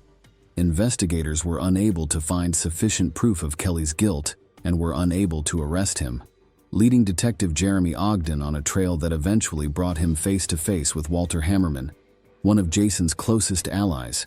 During this investigation process, Detective Ogden met up with Walter Hammerman. Walter immediately ran to the police upon hearing of Kelly's shocking story of Jason's tragic death from illegal drugs, emphasizing how close they were. Walter assured his partner that any changes would certainly have been communicated. Jason had been taking medicinal herbs with the sole aim of relieving his back pain for quite some time now, yet Walter noticed his friend had fallen into an unstable situation recently. In March last year, Jason revealed his concerns with him regarding travel arrangements to Indiana due to Iron River police involvement in a disappearance case. All this had had a lasting, impactful impression upon Jason. Walter witnessed Kelly become severely depressed and attempted suicide, necessitating medical intervention and therapy. Walter noticed a distinct change in Kelly's behavior as he took more control over his life. Jason seemed on edge, while in the past, the boys could spend hours playing video games together. Now he would avoid parties whenever his wife returned from work. This information became crucial in understanding what was transpiring within the Cochran family. After learning that Jason had died by strangulation, Detective Ogden devised an intricate plan to force Kelly Cochran to reveal the truth regarding Christopher Rian's fate. Walter, Jason's close companion and close ally, was chosen as bait, intended to lure Kelly into an incriminating trap and cause her to make mistakes that could potentially compromise Christopher Rian. Walter accepted a difficult role within this investigation, while playing out this performance before Kelly Cochran. On March 12, 2016, Walter called Kelly while under surveillance by police officers with listening devices, intending to present her with a letter purporting to come from Jason that contained something important and urgent. Walter explained to Kelly that Jason gave this letter shortly before his death, with instructions not to open it and send it immediately to police should anything occur. This came as quite a shock, both to Walter and to those watching over their situation. Yet even with this development, detectives had no direct evidence against her husband's killing. Investigators conducted numerous interrogation sessions with Kelly in an attempt to extract the truth. She denied her guilt throughout. On April 26, 2016, however, it became evident that Kelly Cochran had managed to slip away from their scrutiny. It seemed a mockery of justice, and detectives immediately joined forces with police officers from Iron River and Hobart in launching a federal manhunt against Kelly Cochran. Walter Hammerman was both shocked and alarmed that Kelly hadn't yet been apprehended. He worried she may get away with this crime once more and later attack him in return. Her phone had also been disconnected as though she were playing a cat-and-mouse game with the police. Detective Jeremy Ogden managed to piece together, after 2 long and hectic days of trying, that Kelly Cochran had managed to avoid detection by fleeing to Kentucky's Wingo town, more than 6 hours away from Hobart. On April 28th, Kelly was located at her cousin's house by police officers who issued the same warning. As soon as they received this information, an arrest team quickly proceeded to the house, knowing Kelly could be dangerous and likely attempt to flee. They moved swiftly without warning, and Kelly was apprehended and taken into custody that afternoon. Later that same evening, Detective Ogden arrived in Wingo, where he resumed interviews with suspect, alongside investigators from Indiana and Michigan. Once I spoke with Kelly Cochran, everything became crystal clear. Christopher Ryan and Kelly's relationship went deeper and further than anyone imagined. Kelly truly loved him and dreamed of leaving this cursed city together and starting a new life together. But everything changed on October 13, 2015, when Jason learned about her cheating. They began fighting, and Jason remembered their wedding night pact whereby anyone found out cheating would be required to kill their partner as punishment. Kelly asserted that she never intended to take their agreement seriously. It had always seemed more like a joke to her. Jason warned Kelly if she didn't keep her vow, threatening that he would carry it out himself if necessary. Although Kelly didn't wish for this responsibility, she nevertheless helped Jason commit a horrifying crime. On October 14, 2015, Christopher Ryan traveled to Kelly Cochran's house, hoping to take full advantage of their first meeting. Ryan wanted every moment to count, their encounter, and every memory he would create together with Cochran. Kelly took full advantage of his absence from home to offer him dinner and an intimate time together. All plans went according to plan. Their evening promised to be memorable. After dining together on the first floor of Kelly's house, according to Kelly, they moved up onto the second. But their solitude was abruptly interrupted when Jason burst in with a rifle in hand, panicked and terrified. Christopher quickly recognized he was trapped, while Jason took aim and fired one shot directly at Christopher's head without delay. Chris was mortally wounded by Jason's bullet and died instantly. Following this event, Jason instructed his accomplices to bring Christopher's body down into the basement, where they dismembered it with a hacksaw. Eventually, all his limbs and head had been severed from its torso. The perpetrators then placed Christopher's remains into several trash bags before disposing of them by dumping them in the woods near Crystal Falls Village. Christopher's car was moved away to avoid suspicion, while they thoroughly cleaned Christopher's house to erase evidence of crime. They had become accomplices in an awful crime. Kelly Cochran was open about her involvement in Jason Cochran's tragic death, saying the plan to commit the act came about after learning of Kelly having had an affair and Jason becoming jealous that Kelly had chosen someone else as his partner. According to Cochran, this idea of revenge came when Jason learned of Kelly having another lover and decided on taking drastic measures against Kelly in revenge for what had transpired between them. Kelly wanted revenge against Christopher for taking away their happiness together and feeling betrayed by Kelly's spouse. Kelly revealed how deeply in love with Christopher she was and felt that his absence had prevented them from living life fully. Kelly struggled to cope with both her loss and its accompanying pain on a daily basis. Kelly loathed Jason for forcing her into doing what he forced her into, realizing she couldn't continue living peacefully with it. An opportunity presented itself when Jason complained of backache on February 22, 2016. Kelly decided it would be time for action against Jason. Kelly convinced Jason to give her an overdose of medication. Unfortunately, however, its effects weren't instantaneous, and Kelly covered his mouth and nose with her hands to ensure suffocation occurred before squeezing his neck to make sure Jason was dead, thus leading to bruised body parts on him. Kelly Cochran provided testimony that assisted law enforcement authorities to identify where Christopher's remains were buried. On May 18, 2016, Detective Jeremy Ogden, along with investigators and canine team, went to a site near Crystal Falls Village. This rarely visited neighborhood had become the site of an astonishing mystery. A team of investigators set off a thorough search around Lake Erie's surrounding woods, penetrating between trees to ensure no spots had been missed. One of their canine dogs suddenly sensed an odor and led the officers toward it. Officers were following the dog closely, expecting to discover something soon. Instead, it led them to an unassuming hill, covered with fallen leaves and branches.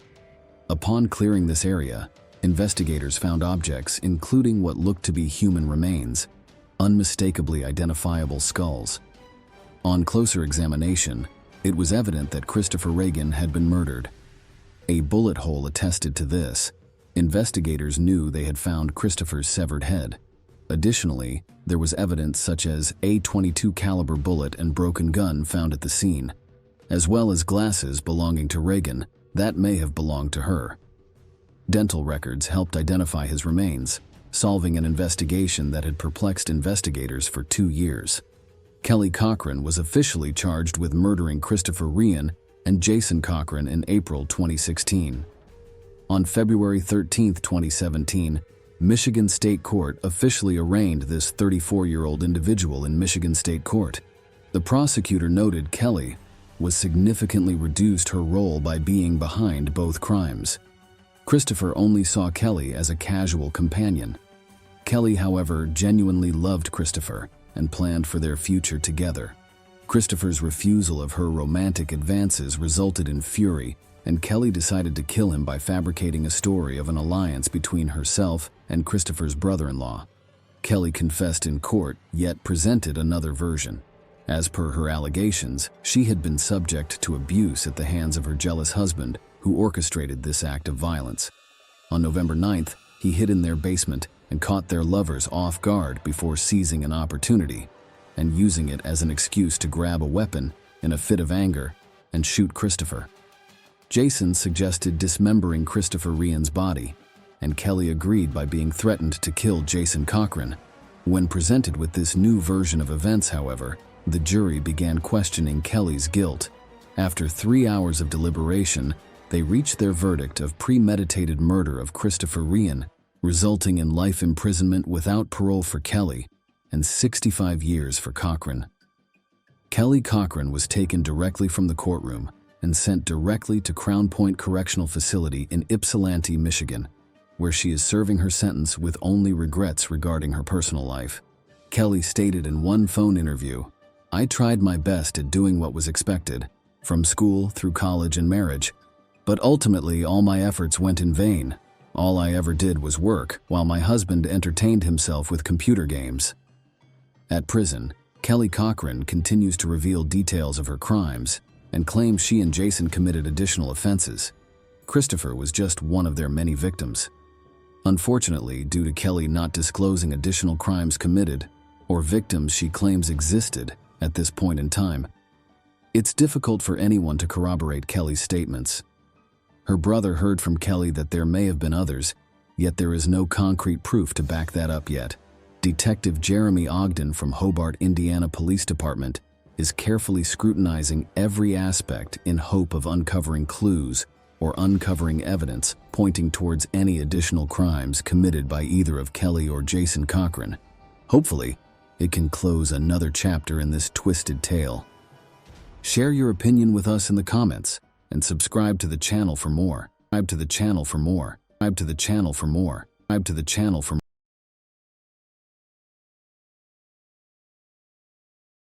In April 2016, in Fort Worth, Texas, a shocking and brutal murder startled even experienced investigators.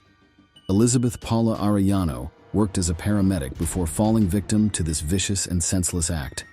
Prepare to be shocked as you discover who carried out Elizabeth's execution. Her death was so peculiar that the police initially suggested it might have been voluntary. However, this explanation didn't align with the testimony provided by accidental witnesses to this tragic scene.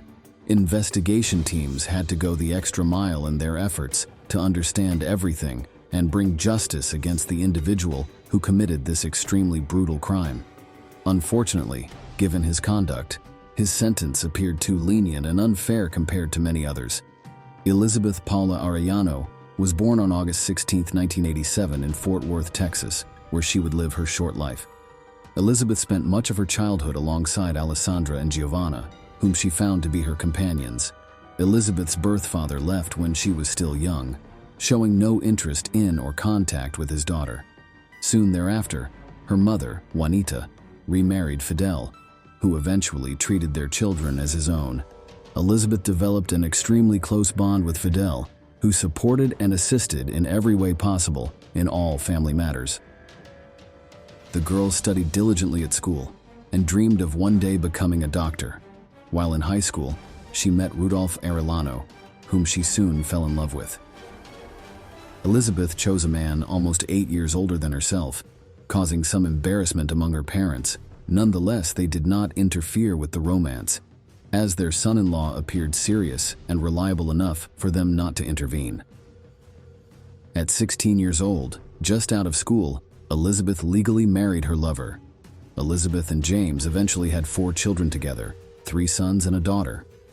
However, Elizabeth did not intend to become a housewife, as she remembered her childhood dream of becoming a doctor, and she graduated from medical school to work as a paramedic while planning to pursue further education.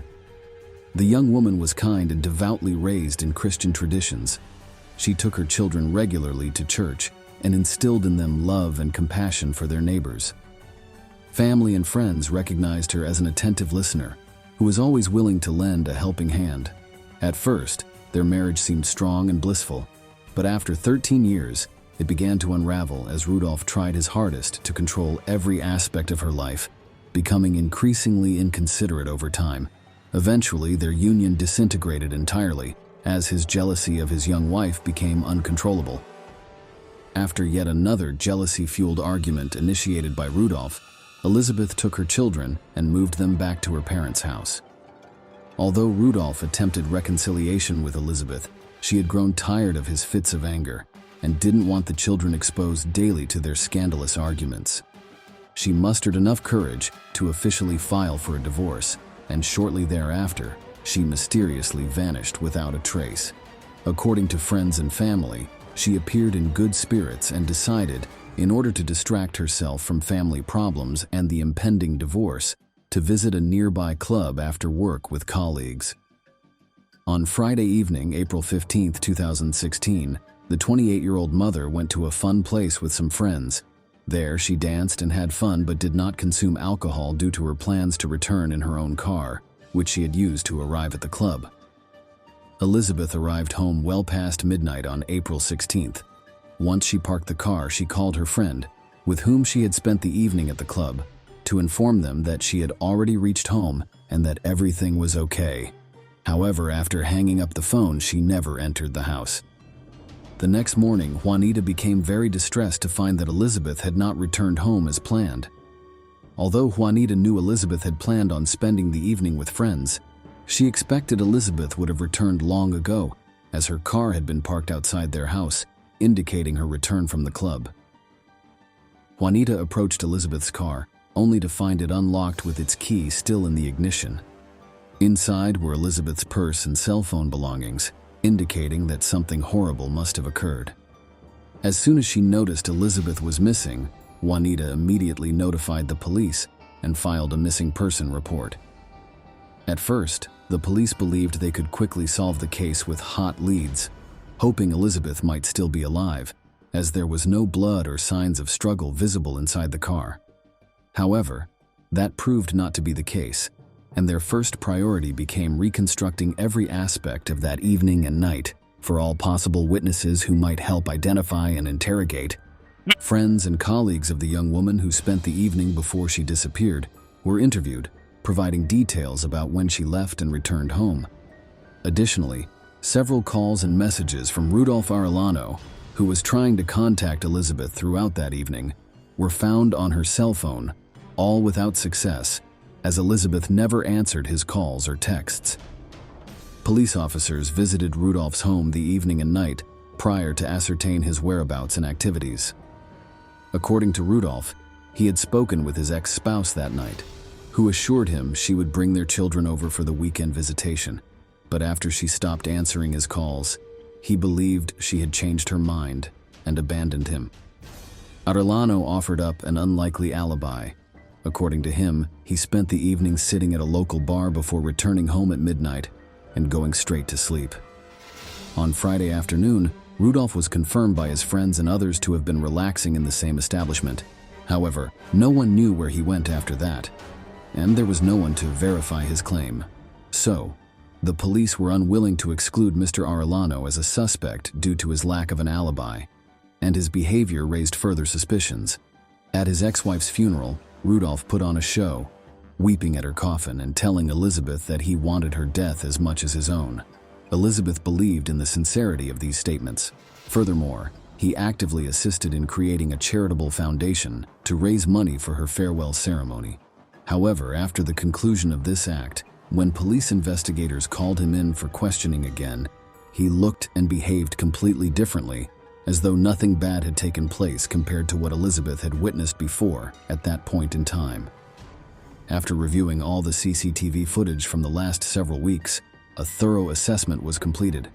Under Elizabeth's route, it was determined that a car of similar make and color to Rudolph's had driven away from her parents' house at 3 a.m., according to witness accounts. A neighbor also remembers seeing this same vehicle parked not far from where Elizabeth had been killed on a nearby bridge. Furthermore, investigators raised more questions when they obtained Rudolph's cell phone data for the night of the crime. On that night, Rudolph made multiple calls near Elizabeth's place of employment and then near his mother-in-law and father-in-law's homes, as well as sending his ex-wife several messages trying to find out when she would return, but none were returned by her. He followed her to Elizabeth's parents' home, where he decided to wait. Once the police had enough evidence against Rudolph, they arrested and brought him into the station for further questioning. One of the key witnesses in Elizabeth and Rudolph's case was their eldest son. When shown the rope that had been cut from Elizabeth's neck, he reported having seen it earlier at his father's house, recalling playing with it himself. Furthermore, the boy recognized pieces of concrete left lying around their garden after their fence had been replaced. Fragments from this concrete could even be found inside Rudolph's car trunk. The investigation revealed that the man waited for his ex-wife at her parents' home before abducting her and forcing her into his car, where he had prepared rope and concrete in the trunk for use during the massacre at a nearby bridge. He planned on going unnoticed while carrying out this act of violence. Rudolph Arellano was arrested 10 days after his ex-wife's body was recovered from a lake, but denied all involvement in her murder, claiming he had been at home on that particular night. Given the severity of Rudolph's actions, death could have been imminent until, after consulting with his lawyer, he decided to confess and cooperate with the investigation to lessen his sentence. Arellano did not plead guilty until January 2019 when he presented evidence in court detailing how he abducted and murdered Juanita, the mother of their 4 children. Juanita fainted during his testimony, while Alessandra and Giovanna called Arellano a monster. Rudolph himself did not express any regret for his crime or apologize to those affected by it. Rather, he spoke nonchalantly and coldly about it, without offering an explanation for his motivations or actions. For this crime, he was sentenced to life without parole. Elizabeth's family members considered this sentence rather mild, noting that they forgave Rudolph because they did not want their hearts to be consumed by hatred towards him. Elizabeth is now responsible for raising her children, as her parents and sisters are responsible for providing care. Share your opinion with us in the comments and subscribe to the channel for more.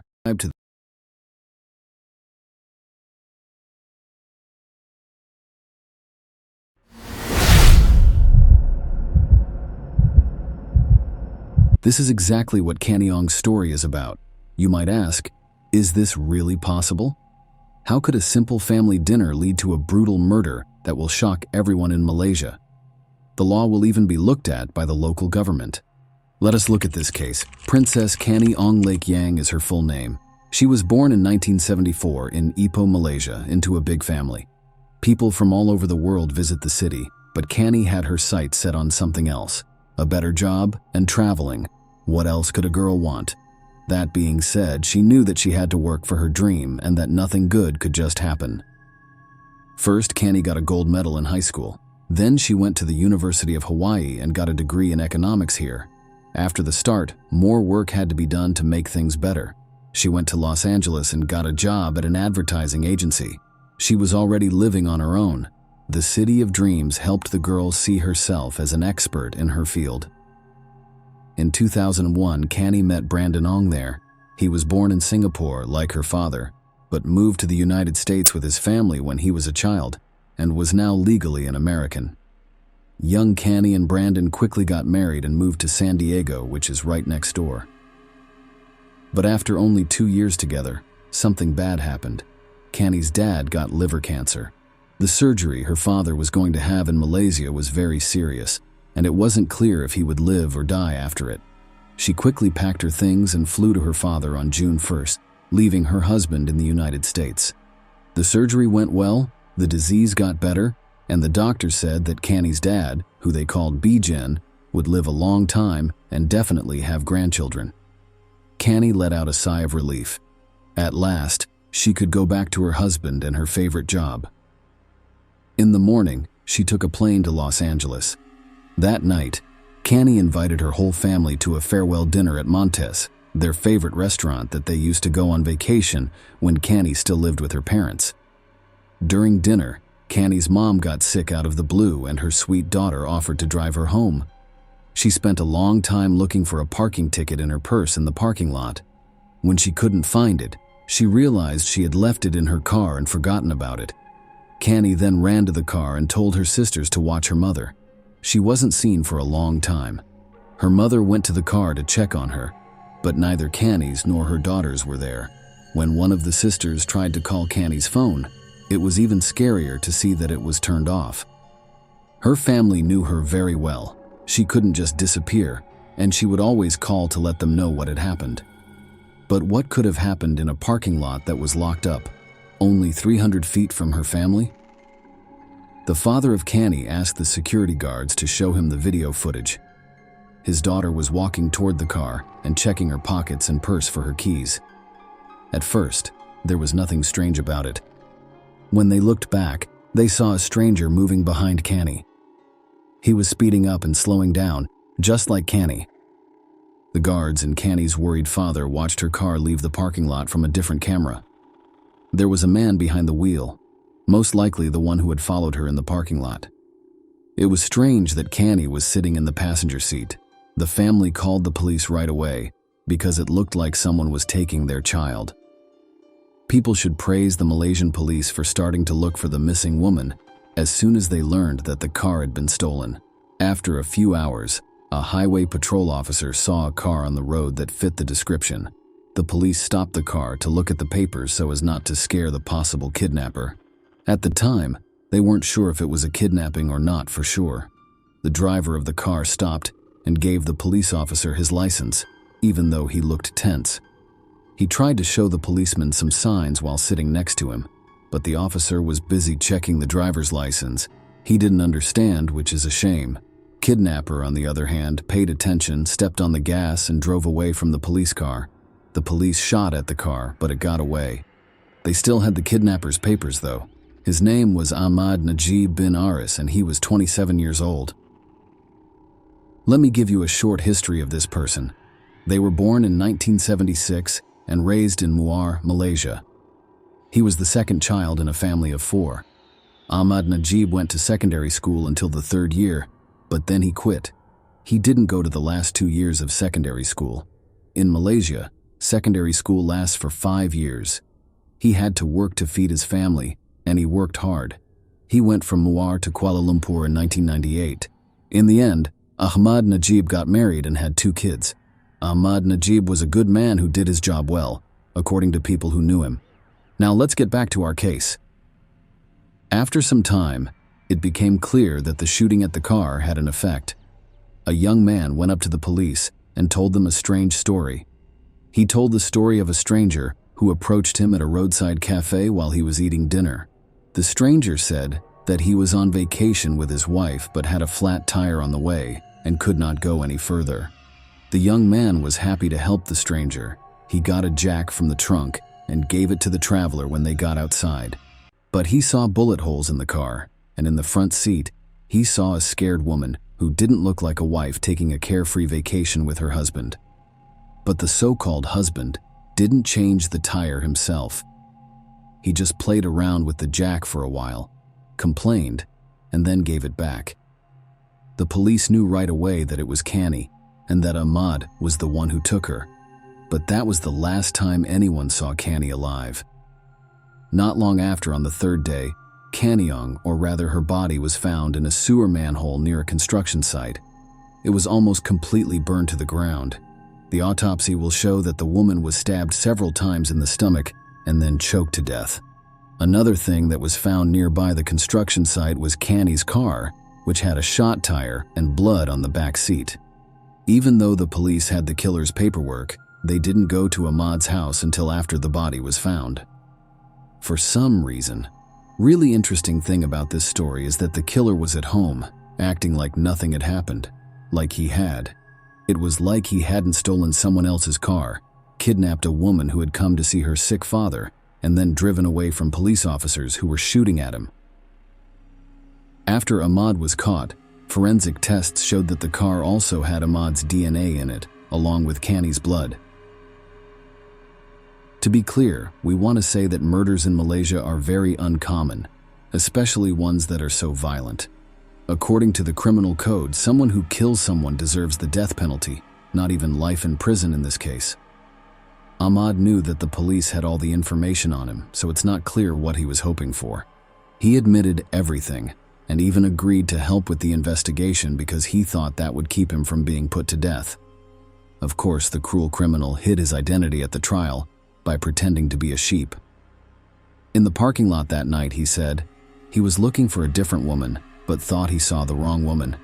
He didn't realize it until he was in the car with Kani. He even said that they laughed about it together, and he later tried to get her to have sex with him. Again, he said that Kani wasn't even against it, and the marks on her neck from being strangled were just part of the woman's sexual fantasy, which is why she died. Ahmad, who was scared, decided to get rid of the body by setting Kani on fire. From beginning to end, Ahmad's lawyers made up this story because if they had been proven true, they would have only been found guilty of abusing the dead or, in the worst case, negligently killing Kani during the sexual encounter.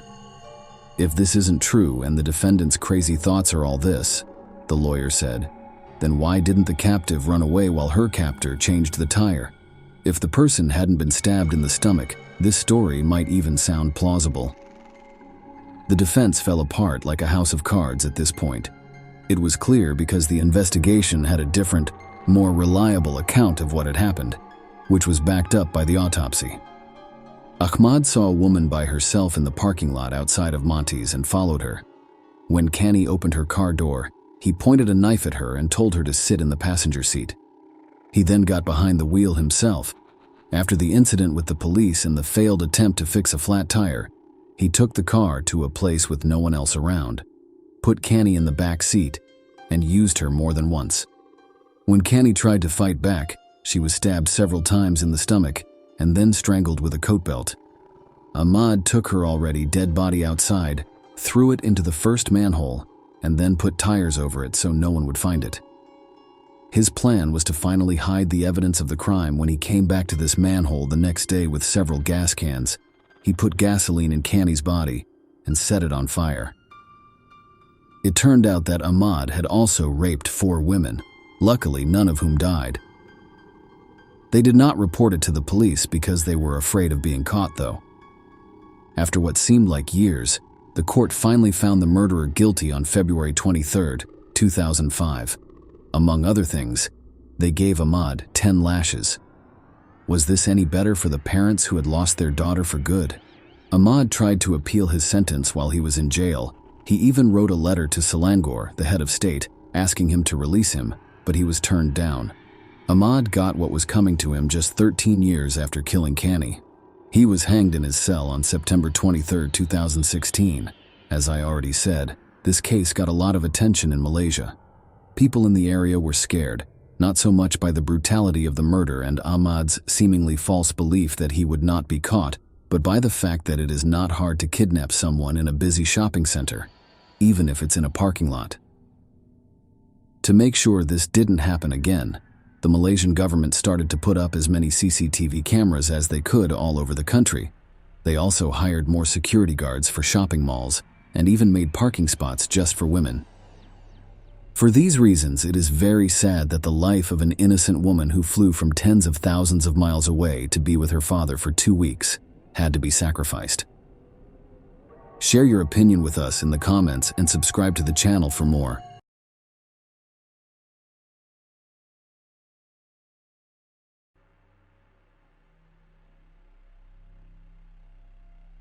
It's a terrible and often destructive emotion that can make someone blind and make them do bad things. The terrible event that happened in Costa Rica a few years ago was caused by jealousy. In the history of forensics, this case is known as the case of Gerardo Cruz. But let's go through everything in order. The year he was born was February 1975 in Costa Rica. Not much is known about her family when she was young. The girl grew up in a place called Cuba with her mother, Sonia Fonseca. Samadi went to one of the nearby schools.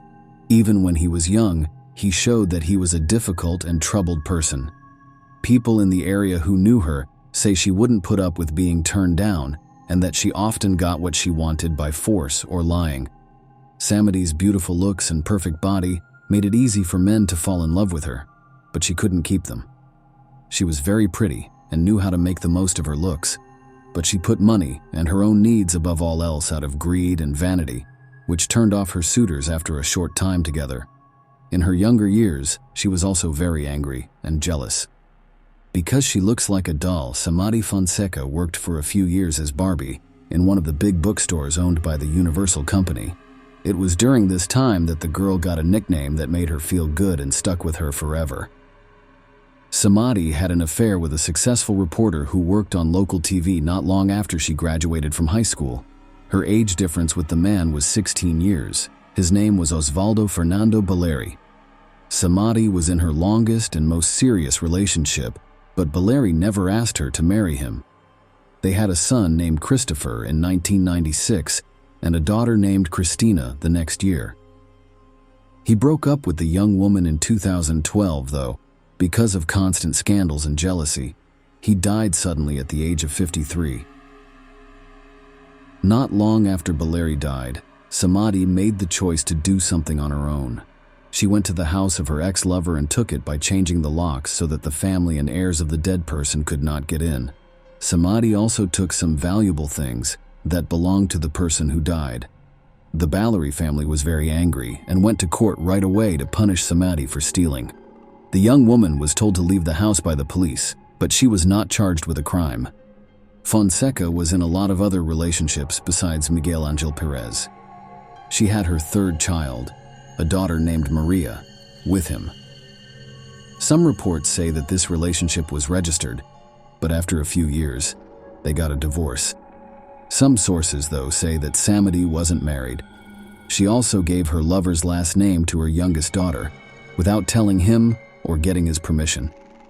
Although it's interesting that some of Barbie's lovers have mysteriously vanished or died in strange ways, no one paid much attention to this for a long time.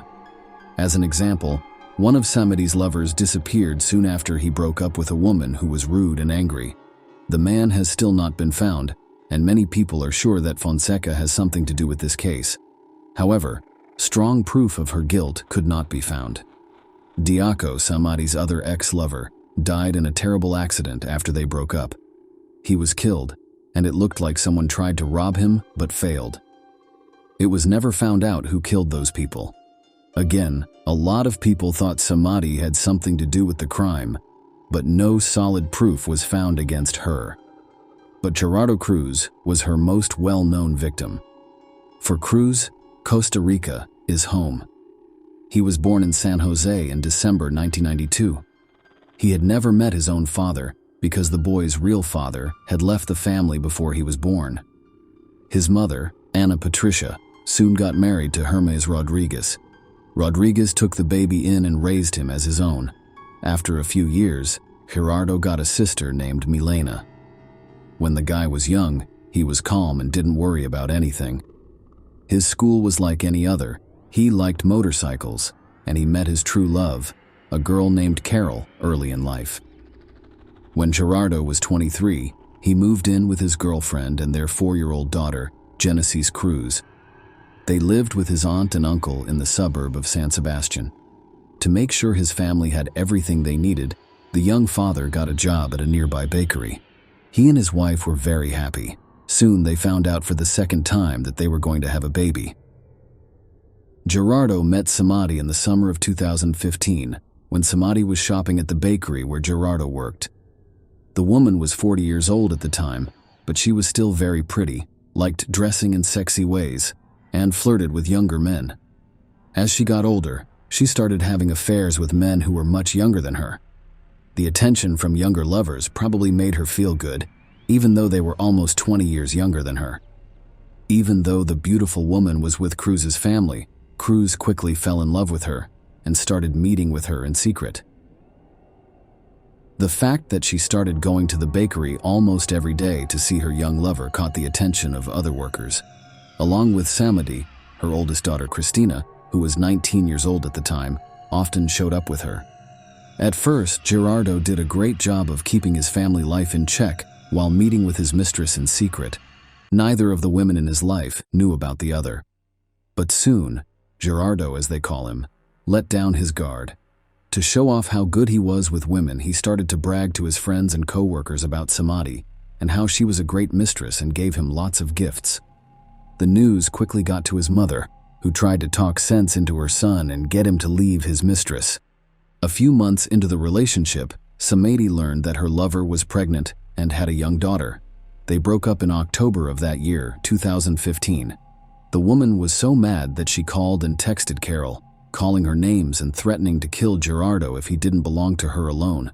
Gerardo was able to ask his wife to forgive him and keep the family together. When it came to his ex-lover, he didn't pay attention to her threats because he thought she would quickly calm down and find a new boyfriend. It's possible that he had no idea how sneaky and mean Samadi would be. A mere few days after breaking up with Fonseca, Cruz happened upon a very public event. The young man was walking down a street in downtown when he saw an older man following a young girl while holding his phone so that the camera was under her miniskirt. The guy was so angry that he pulled out his phone and started recording what was going on. He then stopped the girl, told her everything, and told her to call the police. Cruz then went after the man and tried to take a picture of his face. He went after him for about 2 minutes and loudly asked him if he was having fun taking pictures of the girl's underwear without her knowledge. The man then got into a taxi and drove off.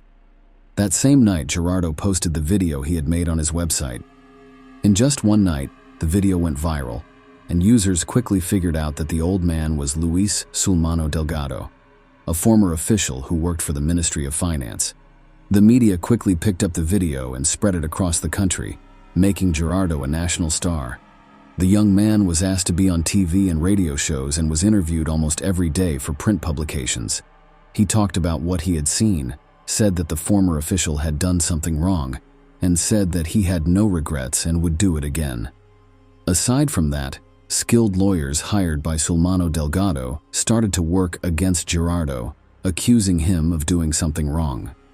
They said that sharing the guy's videotape with other people was against the law, and they were getting ready to sue him in court.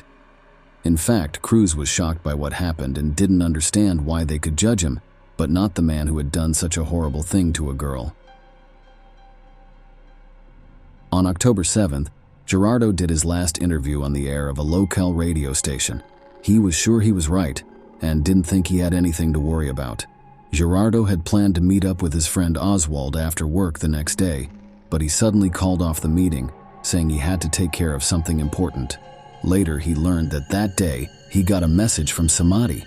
In it, the young woman tricked him into going to the park in the evening for another interview. Gerardo didn't think anything was wrong. He just believed his ex-lover. When his shift was over, he went to the agreed-upon location, but there were no reporters waiting for him. Not long after, 2 unknown men showed up and took his bag. They then beat him and stabbed him several times in the chest and stomach before running away. Before he passed out, the hurt man was able to call his friend and tell them what happened. His friend then called the police and ambulance services right away. Gerardo was taken to the hospital right away, and doctors there fought for 42 days to save his life. During this time, Gerardo had a lot of surgeries, but they were not able to save him. The 19th of November, Cruz passed away in the ICU. Since not long before the tragedy, he had become a real celebrity, and the whole country knew about his condition.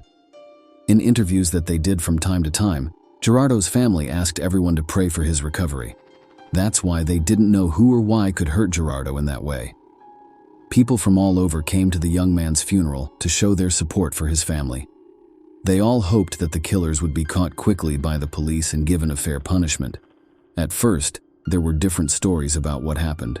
The first idea was that it was a murder robbery. In fact, Gerardo was attacked in the park at night, his bag was stolen, and he was stabbed with a knife, which made it look like a normal theft. But just a few days before, Cruz put out a shocking video that implicated a well-known former official. So the second idea was that the person was killed in revenge. The media said and wrote that Sulmano Delgado might have hired hitmen to kill the young man, whose actions had hurt his reputation. The murder got a lot of attention in the news, and people took to the streets to demand that the killers be caught and punished.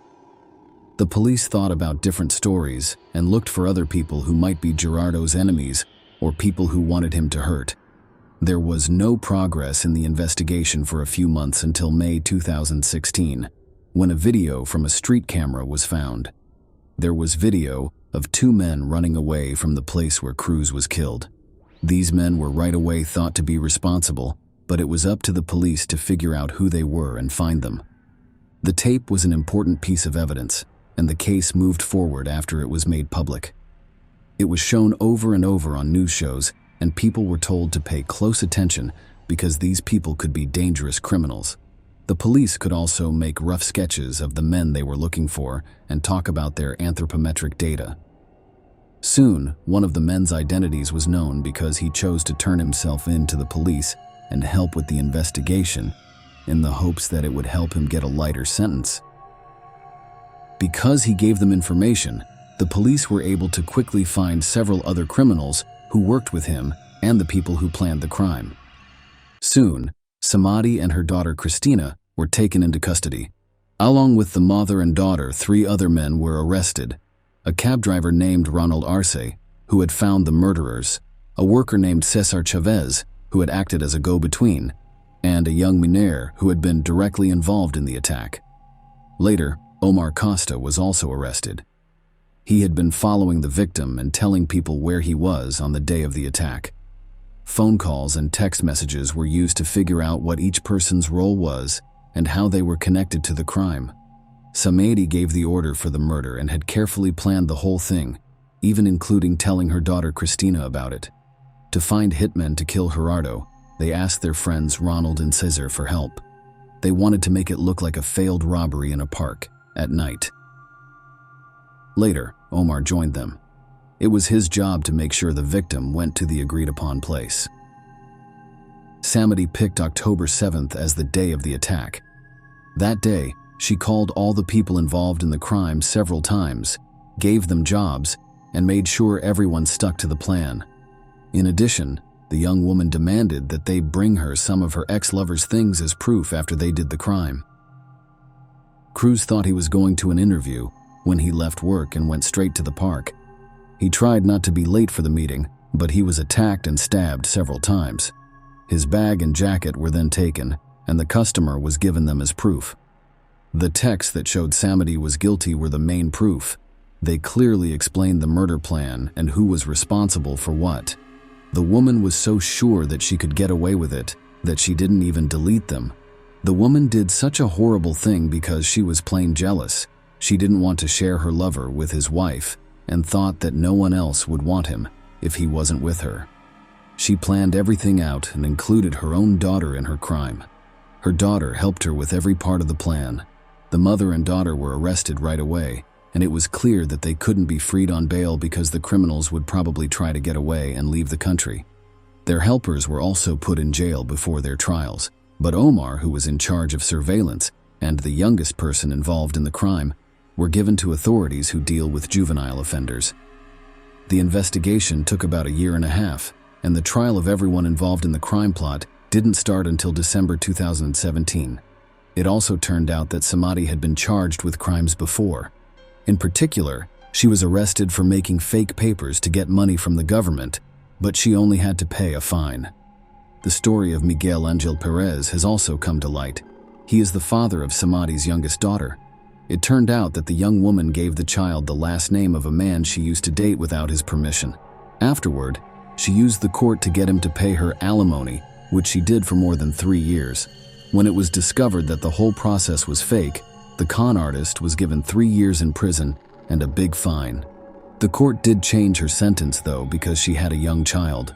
The 5-year sentence was placed on hold. The murder victim's wife, Gerardo, admitted in court that she knew about his affair with Samadi and that Samadi had threatened to kill him. He did not pay much attention to the threats, though. The main reason for the crime was, as was already said, the woman's anger and pride because she couldn't accept that her young lover wanted to stay with his wife. The call logs showed that the mother and daughter planned the crime together. It was also made public that Christine had a nervous breakdown after the CCTV footage of the killers was made public. In tears, she called her mother and was about to tell the police what she had done. She tried to calm her daughter down by telling her that the investigation would never show who they were. The verdict wasn't made public until January 23, 2018. The court's decision said that Samadhi would spend 30 years in prison. Ronald, Caesar, her daughter, and her sister all got 25 years in prison. One of the killers went to a place for young offenders to stay, but the other was not found at that time. Omar, who had been following the victim, was found not guilty though. As moral compensation, $140,000 was given to the victim's family. The killers of Gerardo were given a fair sentence, which the family thanked the court for after the verdict was read. That being said, it was quickly made public that Samadhi and Christina's lawyers had asked the appeals court to lower the sentences. It was tried again in November 2019. At the same time, the second killer's name came to light. According to Ronald, this person took part in the killings, but did not know the details of the plan. Ronald and Caesar also went to the appeals court to try to get the sentence shortened. Because of this, each person involved in the crime got 5 years taken off their sentence.